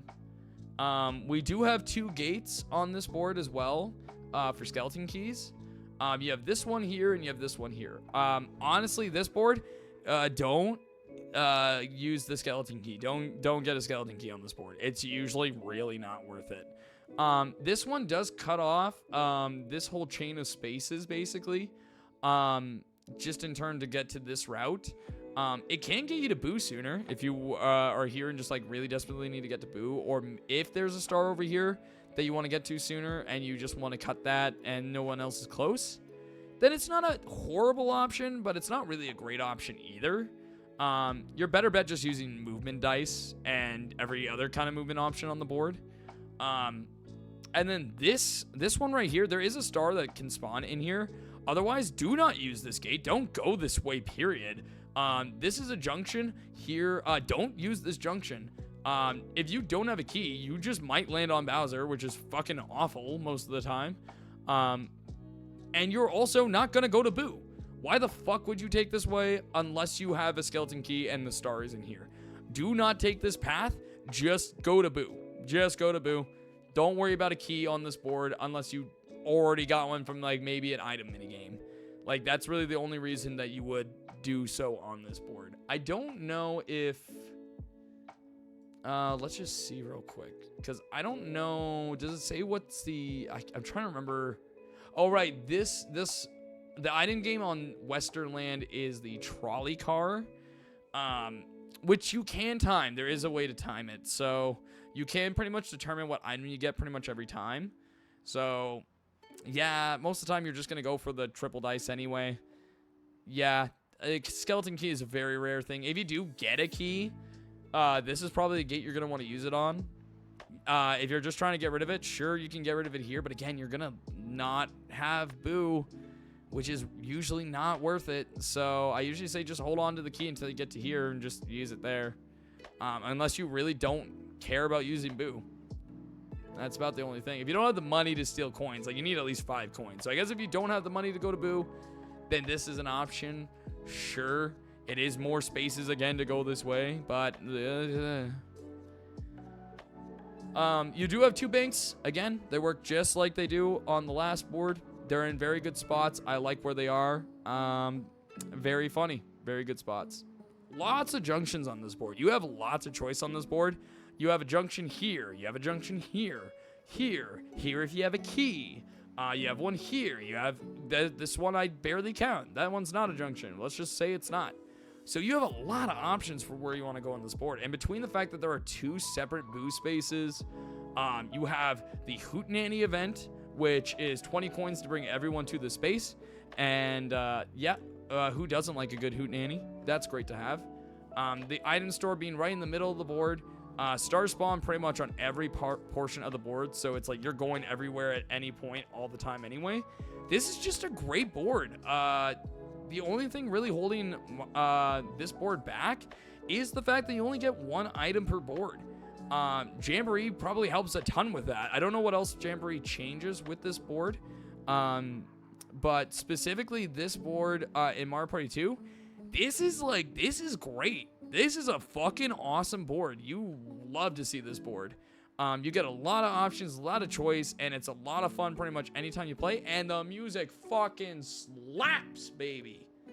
It fucking slaps. This is what I'm going to call our first top tier board. Westerland, you fucking did it. Way to go. So proud of you. All right. That's 2 boards down. We're going to Spaceland. All right. Either you love Spaceland or you fucking can't stand Spaceland. Where do you fill out on that list? Let's find out. So, Spaceland. Oh boy, Spaceland. I have probably lost my appreciation for Spaceland a little bit more as time has gone on. But that does not mean Spaceland is a bad board. Spaceland actually has a lot of fun things still, but it can be a little fucky, and not in a fun way. So usually the not fun portion of Spaceland comes down to the beginning of the board and one of the main mechanics on this board, and it's the Sniff It Police. So every time you land on a happening space, you'll see them in this top row right here, or you'll see them on this bottom row right here. If you land on that, the Sniff It Police will come out, and they will immediately chase a guy, and anyone who's on either of these paths will get carried all the way down to just before the Sniff It Police station on each side. If you go to the Sniff It Police station, you can pay 5 coins to have a patrol there, and they will then, the next time that it is activated, the chase will bring all the players in the row and the following row all the way up to the top. And they drop them off over across the bridges here. So if you're getting chased all the way up here, you're going to end up on this space right in front of the big laser. If it's on this portion of the board, you're going to get carried all the way down to here, over to this portion of the board on this blue space, again, right in the path of the laser. What is the laser, Nathan? I'm so glad you asked, person who asked. This counter space in the middle goes down by 1 every time somebody passes this space. When it reaches 0, anyone who is in this path gets blasted by Bowser's coin laser and loses all of their money. That shit is fucking hilarious. This is so great, and it's one of the best reasons to play this board, because it's just so funny when somebody just gets fucking blasted by this laser. It is fairly easy to avoid the laser by not being in this row, but if you happen to be in this row and someone's being a little cheeky, like let's say, for example, I have a golden mushroom and I'm coming up to this little field and I see maybe 1 or 2 of my pals just hanging out in the blast zone. Well, maybe I just want to roll really, really high and then use my super high dice roll to use this loop and go around in circles and just drain this fucking counter and then blast whoever's in it. That shit is evil and it is hilarious. I highly recommend doing that at any point if you get the chance, because it is just so fun. If you have nothing better to do, do that. It's funny. It's so funny. That's a great move. Absolutely fucking hilarious. Yeah, just good all the way around. So the laser does make this path very, very interesting and exciting. So I highly recommend this board just for this alone. The one really nagging thing on this board is usually at the beginning of the game with the whole sniff it chase sequence. If no one decides to pay the sniff it, then what can end up happening, and I have seen it a couple games, is that at least one person will land on one of these happenings and just send everyone back. Because you can't get past this like first initial line of sniff it patrol area in more than 2 rolls. Or you have to get it in at least 2 rolls. One roll will not do it. And there's 2 happenings on this stretch. So there's a good chance someone's going to land on it and fuck everyone over and send you back. And if no one decides to pay the sniff it patrol, that cycle can just kind of keep happening. And it's really, really annoying. And unlike Pirate Land, where you can at least get a mushroom beforehand, you don't get that option on your own. The only way that you can offset this whole thing is by paying the Sniff It Patrol and basically sending everyone up to here instead. The fact that it involves bringing other people with you is not the most ideal form of movement, especially if you're the one who's paying for it. You can wait and let somebody else pay for it, but maybe everyone else is just as greedy as you and doesn't want to spend the 5 coins, and then no one spends 5 coins, and then again, this cycle goes on and on and on forever until someone finally breaks and spends the money and gets you all out, or until maybe one of you finally breaks free and gets out of here. So that's probably my only like real issue with how the board is designed like right off the bat. It's definitely the thing that's the most annoying when starting this board. After that though, it's way more tolerable and it's way more fun. The minute that you guys break out of this first line, everything gets better. So just deal with it and it will get better. That's my big point of view. There is one item shop on this board. It is on the left side of the board. It's pretty easy to get to if you're just going on the standard route around the outside of the board anyway, so it's pretty easy to get to. Most people will get to this no matter what. There's also the junction. If you're going down to the middle, you can always take the shortcut to the left to go to the item store pretty much at any time for most angles on the board. So if you need to get an item again, very easy to get back over here. Just beware the giant laser. If we're talking items, hey, skeleton key. This is probably your best bet on this board. This is one of the better boards that you can use a skeleton key for. And it mostly comes down to this door specifically. Because there's Boo right here. There's a Boo space right fucking there. Why wouldn't you if you had a key? Just go to Boo. Fucking mint. And then not only is it great just to go to Boo, but not only that, it's like you can go to the middle and then immediately send yourself back up on the top path if you're looking to like continue your way around the board this way. So it's not that far of a detour to just take the down option, go to Boo, use your key, and then continue on the path, or even switch it up. You can decide if you want to go a different way if it makes more sense at that time. You get a lot of control from this door. This is probably one of the best skeleton key gates in the series. I highly recommend taking it any chance you get. So yeah, fantastic one to go with. Yeah, if you get the option, use this one. This one's not really that great. There's nothing really past this door going this way. And there's really no reason unless you're really worried about specifically landing on the path for Bowser. But if you already have the chance to like go another way before going to the gate, you could probably just pick one of the other paths anyway. Just save your key for this one. This one's not really used. Very situational. I probably do not recommend it. Otherwise, like most of the items on this board are all very good to use. You can really use anything on this board and it's probably going to do you pretty well. Movement is always nice to have on any board, so it's a pretty safe board, all things considered. Everything said and done there, this is a fun board. I highly recommend it. That opening is really, really sour. and can be a really big problem. And again, only having one item in Mario Party 2 does make this really annoying. But this board does return in Jamboree, or not in Jamboree, in Superstars, so it is a little bit better there. But it is held back by just a couple little things. But overall, this board is pretty fantastic. It's not the top tier that I might have said when I was younger. But it is pretty close. It is pretty close. I am going to give it the So Close award right there with Pirate Land. Mario Party 2 has got some good boards so far. I hope we don't get a bad board soon. Next up is Mystery Land. We're going to chat about Mystery Land in just a moment. But we're going to go into an ad break in the next minute. So we'll get more into detail in just a second. Spoiler alert, this board's bad board. We don't like this board unless you really don't want to have any urgency. It's not as bad as Mario Party 1, but it's still not good. So you're probably not going to play this one, but we're going to talk about that after the break. So go get some water, go stretch, go get a snack. We'll be back very shortly.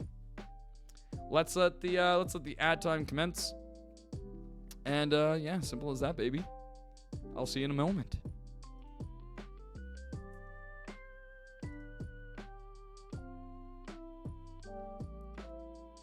Oh boy, Mystery Land. Oh boy, Mystery Land. You silly little shit.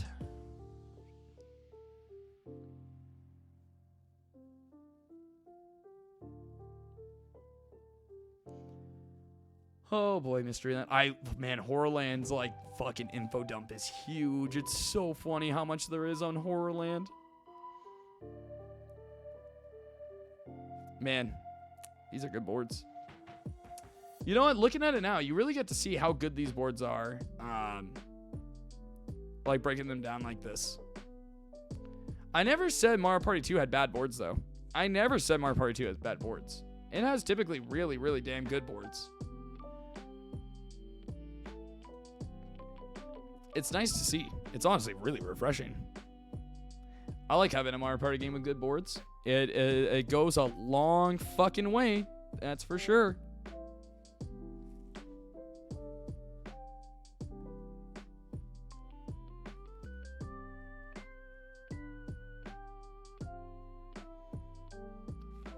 Ooh.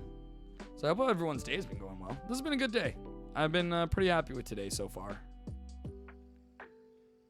We got the speed run happening. Me and Sajochi got to do a secret little thing, which I won't talk about on stream specifically, because I can't. And we did a lot of Mario Party today, so it wasn't a bad day at all. Yeah, a pretty damn good day. You'll love to see it.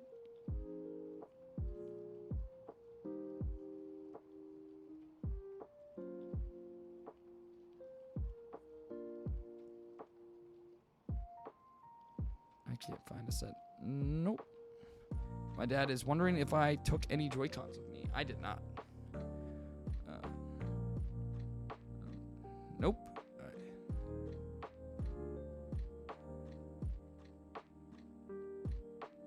Any extra Joy-Cons? Just the ones I had brought.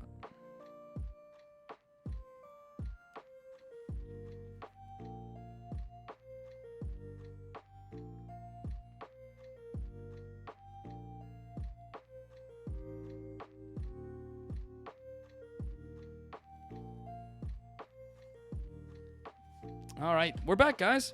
Woo! Ad break over. Yeah. Yes, you can know the secret later, sweetie. That's fine. Okay, I just definitely can't say it on stream, so I'm not saying it on stream. All right, we're gonna go a little bit quicker with these boards because it's getting late, and I do want to maybe get to Mario Party 3, but we'll see how long it takes.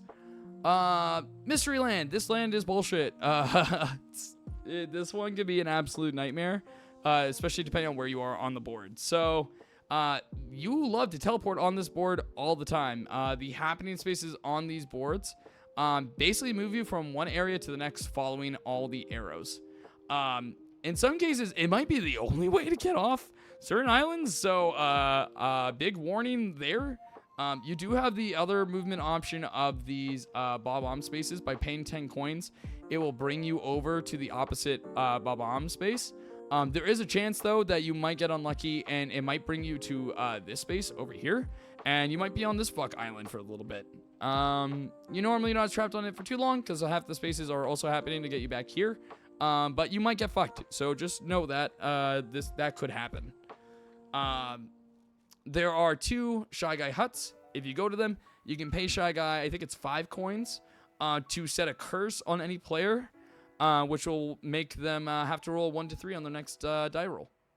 So that can be funny in specific instances, especially since you can only have 1 item in this game and not like a stockpile of movement items. So yeah, it's a little bit more threatening in this game to have that happen to you, especially depending on where you are. So always good to note where those are. Otherwise, God, this board is frustrating. If you end up on like this island or this island, you could just be here for a very long time if you don't land on a happening. Unlike other boards with movement stuff, if you land on a happening, it does not affect anyone else on the board. It will just affect yourself. So you could just end up in a perpetual cycle of just going around in a circle forever and ever and ever, which is not fucking fun. Especially if you plan on going to the 1 item store on this board.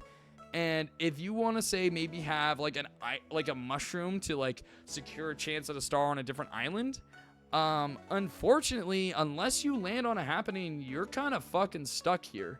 Your only other option out of these islands is to have a skeleton key and using them on these to open your way here, and you can decide to go to one of the other 2 adjacent islands. You cannot go from this island to this island, though. That is very specific. You cannot cross this way. You can cross this way. So if you're here and trying to get here or vice versa, it can be a pain in the ass to do so. Now, one thing I will give is that duels, I haven't mentioned duels yet, but this is a board that technically they can happen a lot. They happen a lot on Pirate Land if everyone gets blown. And in the last 5 turns, if you land on the same space as somebody, you duel. You can, like, if you all get blasted in the last 5 turns, you can land on the pirate ship. That will count specifically. So that's one. Same with the train on Western Land. It happens there as well. Same with the movement on the Sniffet Patrol when going back to start there. Man, that is a common theme with these boards. I did not realize that was a thing. But I do find it happens a lot on this board, especially when you're teleporting, because you'll always teleport to the same space on these islands. And there's a good chance that multiple people will teleport at the same time and end up on the same space and just keep dueling. Also, I find that they love to put hidden blocks on these spaces. I don't know why, but you'll teleport and just activate a hidden block and get a star sometimes. And that is funny. I will give that. It is funny. There is Boo on this board, obviously up here in the corner. But again, you are running the risk of landing on happening spaces and not getting to see Boo. So it isn't always a secure option, but it is there, especially if you have movement dice. You definitely better your odds. But you also have to be either on the right cycle, or you have to be on this island teleporting over here and going all the way around, which again is very hard when there's 4 happening spaces to dodge. Yeah, this board is difficult to deal with most of the time. Just, again, you don't have a lot of agency. You're just going in circles over and over again until the game says, hey, you landed on this, you can leave now. It makes it a really annoying board sometimes. It's not it's definitely... Is it as bad as Wario's Battle Canyon? No, it's not as bad as Wario's Battle Canyon.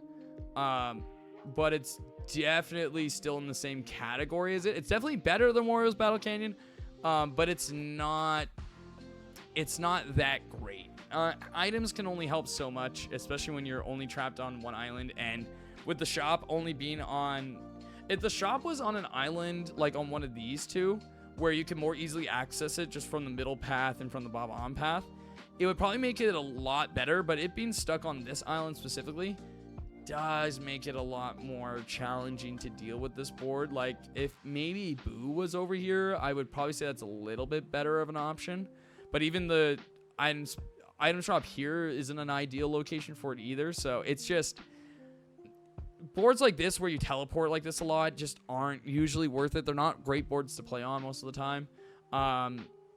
They can be very funny, but it's not a board that I think is very fun to play on most of the time.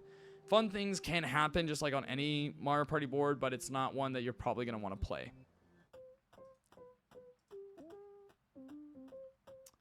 All right, we got Horrorland, and actually we have two different versions of Horrorland to kind of look at here.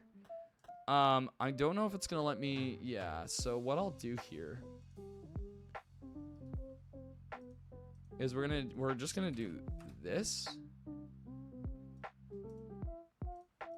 So we can switch between these, the different night and day ones, because there are some differences between the night and day, and it's good to see. We're back to a good board. Horrorland is great. It was remade in Superstars, and we'll get to that version as well. But overall, they are very, very similar boards. The biggest thing you'll see on this board is the night and day cycle. Every 2 turns? Is it every 2 turns?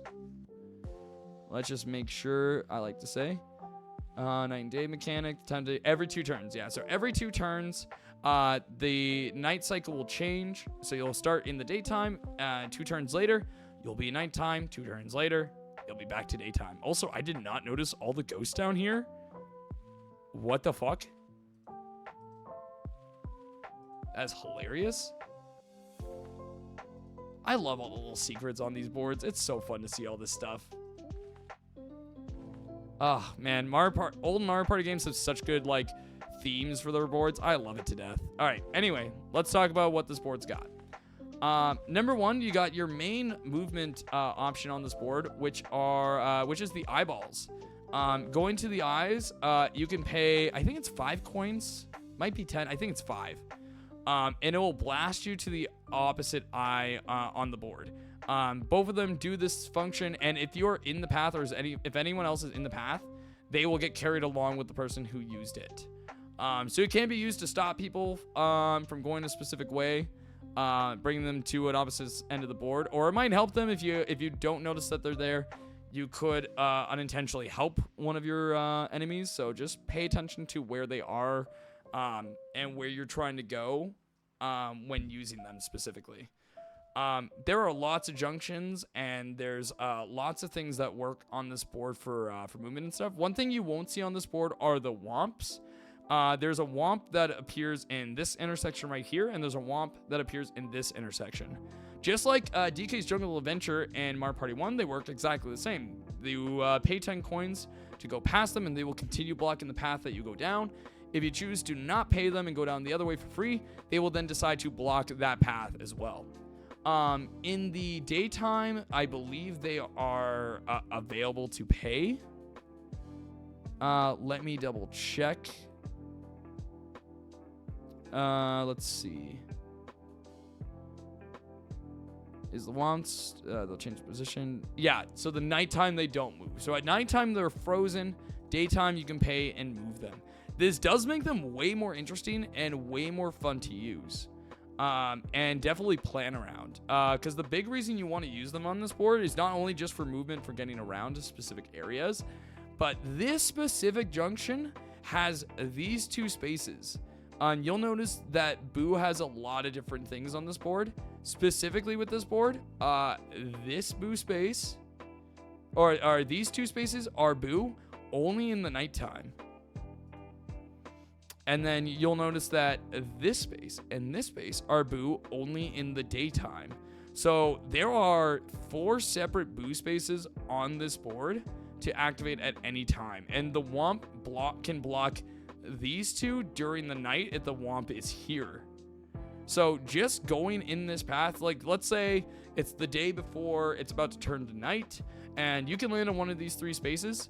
The Womp is maybe here or here. Regardless of where it is, you want to go up into this path so that when it turns to night, no one else can access these Boos, and you have free reign for 2 Boos immediately. on your next 2 turns. Because, like, getting through 10 spaces in 2 turns is fairly realistic, especially if you've already landed on one of these spaces beforehand. This is a great option for theft and stuff. So it's a great intersection to play along with. The other 2 boos I usually don't see as often get grabbed. Of course, like the Womp can block this boo during, but typically speaking, it's like since this one is only active during the day, you're usually going to pay to go to this boo no matter what. So the Womp doesn't really block this way. You're usually using this Womp as a way to block access to specific areas on the map.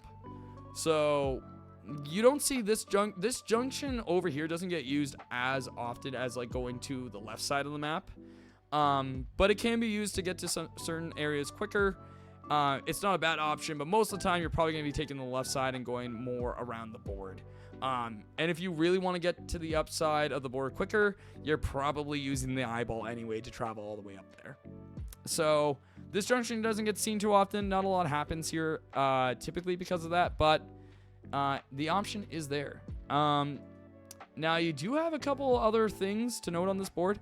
The event spaces like this one here, this right here, whether depending on if it's day or night for these, you can basically cause it to skip whatever phase you are for the daytime or the nighttime, no matter what it currently is. So this, I believe, is your daytime. You can make it night by going to the castle here.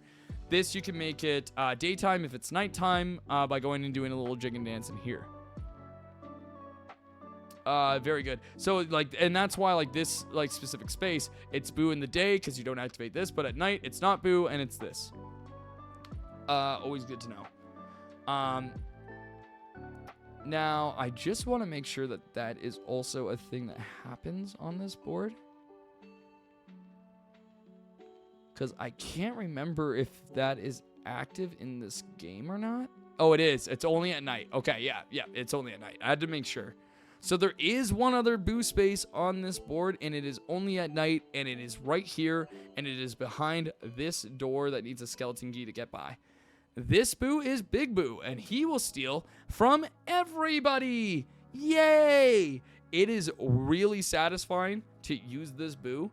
Not only so everything is triple, so the cost is also triple, but the benefit is also triple, right? So if you have the money, even if you just have 15 coins and have a skeleton key to burn, this is definitely a good door to go to if it's going to be nighttime when you're in here. Because, hey, 15 coins to steal, base probably 20 coins from everyone else. Fucking great net game, puts everyone else down and gives you, like, a good solid, like, 60 coins at least, typically. That is great. That is a great thing to have.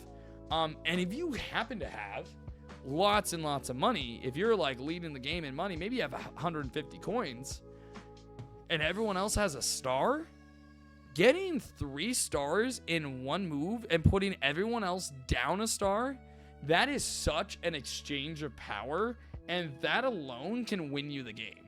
Like, a lot of people, when it comes to deciding whether you steal a star from Boo or not, it is more expensive. You have to realize that, yes, it is 50 coins to steal a star, but not only are you gaining a star in the process, but you are also putting somebody else down. So you are creating a bigger gap for your lead when you do such a thing. It is very, very helpful in those cases. So let's say you both have 1 star and you go to Boo, okay? You have the option to go and buy a star maybe, or you can go to Boo and steal because you have plenty of money going on, right? If this person's not near the star and is not a current threat, but they are the only other person with the star, stealing their star is the better play, because not only do you now have 2 stars, they have 0 stars now. Whereas opposed to if you buy a star, you have 2 stars, sure, you still have 2 stars, but they still have 1 star. That's only a 1 star difference. And when bonus stars are in play, that's not usually a huge safety net if you aren't like super positive on your bonus stars at the end of the game. So creating a 2-star gap is huge, all on its own, just for normal boos. So going to Big Boo, that same scenario, if everyone has 1 star and you decide, hey, I got the money, I'm going to Big Boo, I'm stealing everyone's star. All of a sudden, You're up here with 4 stars. Everyone else has 0. You can't be touched. You win in that scenario until more stars are bought. You are completely safe, even with bonus stars. Even if somebody gets every single bonus star, you are 100% safe. That is a fucking win. If you have the money and you have a skeleton key, go to Big Boo. Do it. It is a great play, and it's very easy to get him if you take this short path. But again, because Big Boo is only active during 2 turns, it is a little risky because you have to have the movement as well. And because you have to have a skeleton key, you may not get to Big Boo on the turn that you want to. So that's the only thing to really pay attention to. You do have the option of using the Boo House if you rolled high enough going past it to make it night. But again, it's going to really depend on your rolls, and you got to be pretty lucky. So just pay attention to where you are on this board, what cycle of the day you are, and you can really succeed and have a really good time. I didn't talk about this board too much. An ad's about to start, but this one's great because there's a Boo right here during the daytime. If you have it and want to use it, great spot to use it. Yeah, this board is fantastic. I highly recommend it. I've played it too many times because it is too good. So I'm a little sick and tired of it, but I cannot deny how good of a board this is. If you get the chance, play Horrorland. It is fantastic. Great board. Whoa, okay. Another ad. I will see you guys in just a moment, and when we get back, we will be talking about the final board of Mario Party 2, Bowser Land. Go take it easy. Get a snack. Get some water. I'll see you soon. Ooh, okay. That is a lot. Oh, boy. That board is a lot. There's just so much with that board specifically. There's just so much detail. So much detail on that board. Oh, my God.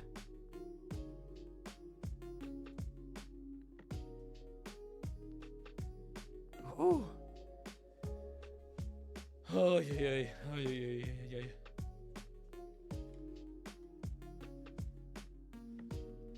Gonna bite to eat.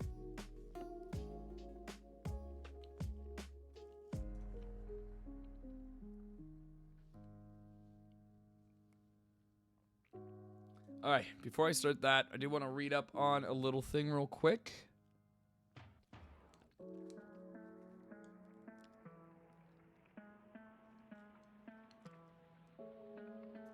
After each 5 turns. Yeah, it's every 5 turns, the parade. Okay.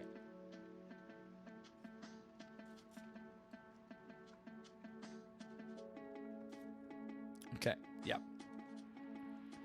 That is just something I wanted to know before we go into the full explanation. They have no coin.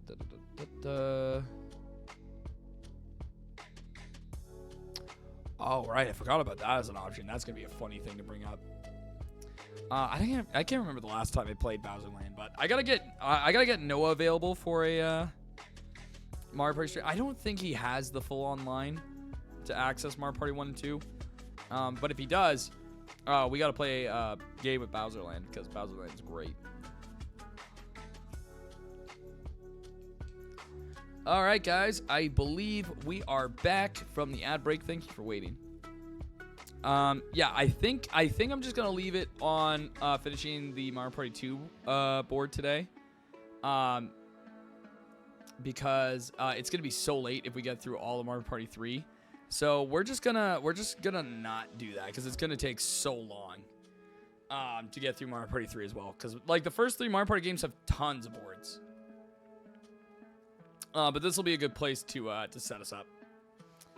Okay, so. Bowser Land, the final board of Mario Party 2. What a board to end on. It is very fun. A lot of unique things. So let's get into it. Number 1. Banks and the item store are treated very differently on this board. We'll start with the item store because it's the simplest one. You'll see one item store up in the top right corner. And you'll see actually a normal item store in the bottom left corner. Bottom left item store, very much the same. It acts just like you would expect it to. The item store in the top right does not. You will be pretty much forced to buy an item if you go to this one for a random amount of money for a random item. It's very funny when it does that. So you never know what you're gonna get, and how much money you're gonna spend. So if you have like spare money, you're going that way, you're gonna be spending something either way. Something funny could happen from it. It's always good to know. We do like the funny. Funny is always nice to see. The main thing on the board though is all the bank spaces. You'll notice there's 3, but the banks work very differently here. They work opposite because this is Bowser Land. So if you pass these bank spaces, they will loan you 5 coins. You will get money from passing them. Very, very nice. However, if you land on any of the bank spaces, you owe all the money that has been grabbed by every player on the board. That is fucking evil. Now, here's the other twist. If you land on this space with no money at all, they will take your star. It's not something that happens often, but it can happen. It is fucking hilarious. The people who don't know that mechanic happens and then see it for the first time. Holy shit. If you have no money, fear these spaces more than anything else. If you are near these, figure out how to get any amount of money as fast as you can. If you have a movement dice, use it to go past it just so that you have the money to avoid getting fucked by these. It's very rare that it happens, but it can happen, and it is fucking brutal. Otherwise, there are 2 boos on this board. The first one is very easy to go to because it's just the bottom path. Very straightforward to get to this one. There's not a whole lot in the way to stop you from going there, so highly recommend it. Very nice. The other boo is actually right over here, and it's locked behind a skeleton key gate. Another good use for a skeleton key, because getting to a boo is always a plus. So if you have one, especially if you get one from this store, fuck it. Why not go to boo? It gave you the key. It wants you to go to boo. Fucking take it, buddy. The other option you have is this gate right here. Don't take it. Why would you take this gate unless you want chance time, I guess? No, it's definitely no. Don't do this. Don't do this. This is such a bad idea. Don't do this. The other major mechanic on this board is that you do have all the happening spaces here. The pipes, if you enter them, will basically most of the time spit you out back to the beginning, but I believe they have a chance to also spit you out right here to go to boo. So there's always the option, if you don't have anywhere you want to go, start is a better option for you. And maybe you're like, hey, I could also maybe go to boo and use that. Not a bad ooh, geez, excuse me, all these hiccups. Not a bad option to land on a happening at any point. With the chance of going to boo, and especially if you don't mind going back to the start. Very good option. I believe these red spaces just hurt you. I believe those ones are just painful, and that's about it. Let me see, just to make sure. Near the red space, warp to the next red pipe. Oh, okay. It just, wait, what? That's it? Oh, that's fucking weird. Okay, landing in a pipe just puts you to the next red pipe. Okay. It's not, okay, yeah. It does that. It's a free happening space. So, if anything, at least you are getting your happening space up, your count up. But there is a better option for that on this board. We will get to that. Actually, that is these happenings right here. If you land on any of these 3 happenings, you end up in the fun circle. Yay, the fun circle. Yippee. The only way out of the fun circle is to land on another one of the happening spaces and get the fuck out. A star can spawn in here, by the way. Very funny. Once again, I love when they put stars in spaces that aren't easy to get to. Haha, you're so funny, game. I think a star might be able to spawn here, which would be the only reason to go through this gate. But again, fuck this gate. Whatever. But getting a star in here is huge, because the fact that you need to land on 2 happenings just to finish this whole sequence and get back to like the main board means just a huge uptick in your happening space count for the bonus star. So if you land on here, it's pretty safe that you're gonna have happening star. If you land in here twice, you're probably gonna get happening star. So if you have nothing better to do and you have the chance to land on this, honestly, go for it. It's worth getting the bonus star if you have the chance. So yeah, why not give yourself that little lead and go for it? Even if a star's not in there, you're more than likely to land on a happening and get out than you are to stay in here. You could, again, maybe get stuck in here forever. There is the option of that. But again, you're more likely to get out, so it is more beneficial, I'd say, to take care of that, to do that. The only other real main mechanic on this board is the Bowser Parade. Every 5 turns, the Bowser Parade comes out and marches along the path that the feet show.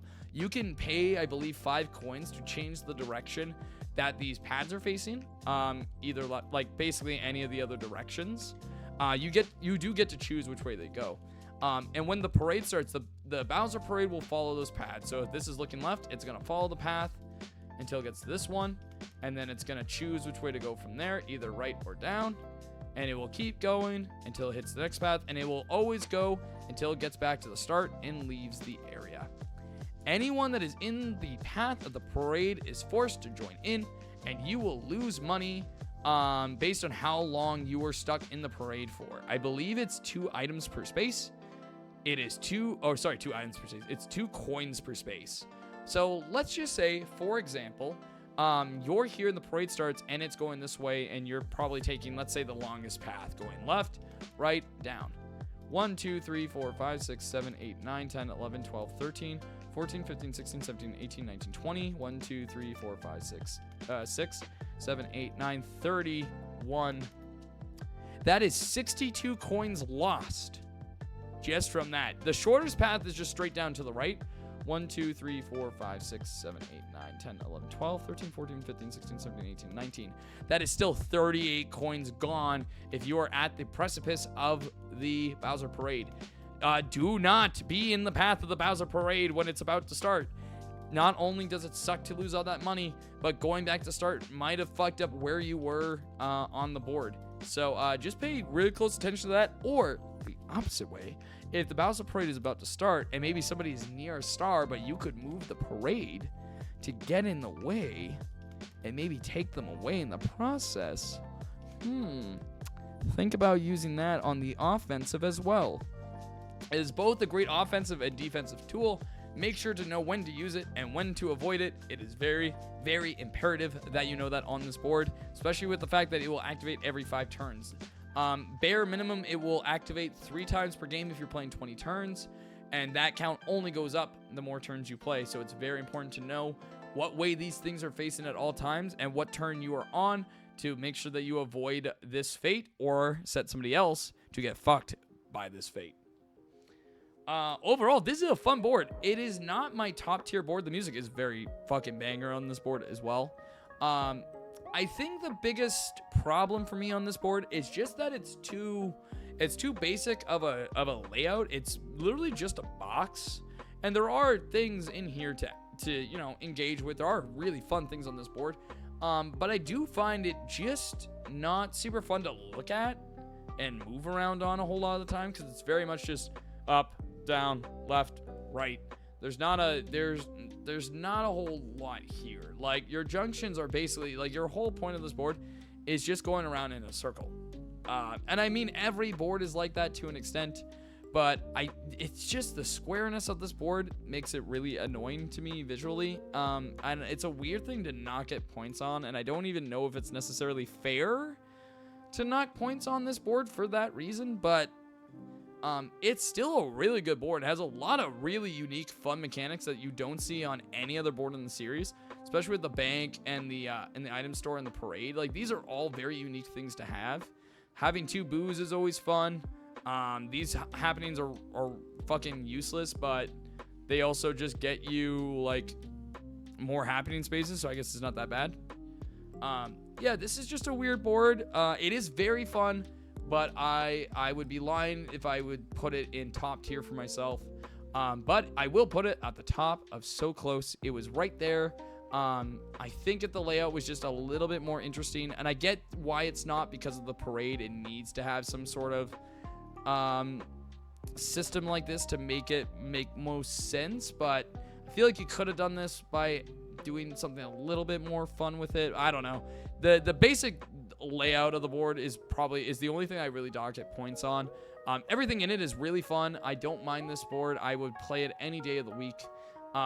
But it's just not the top tier that I'm looking. It's not that spice that I crave. It's not the crave that I want.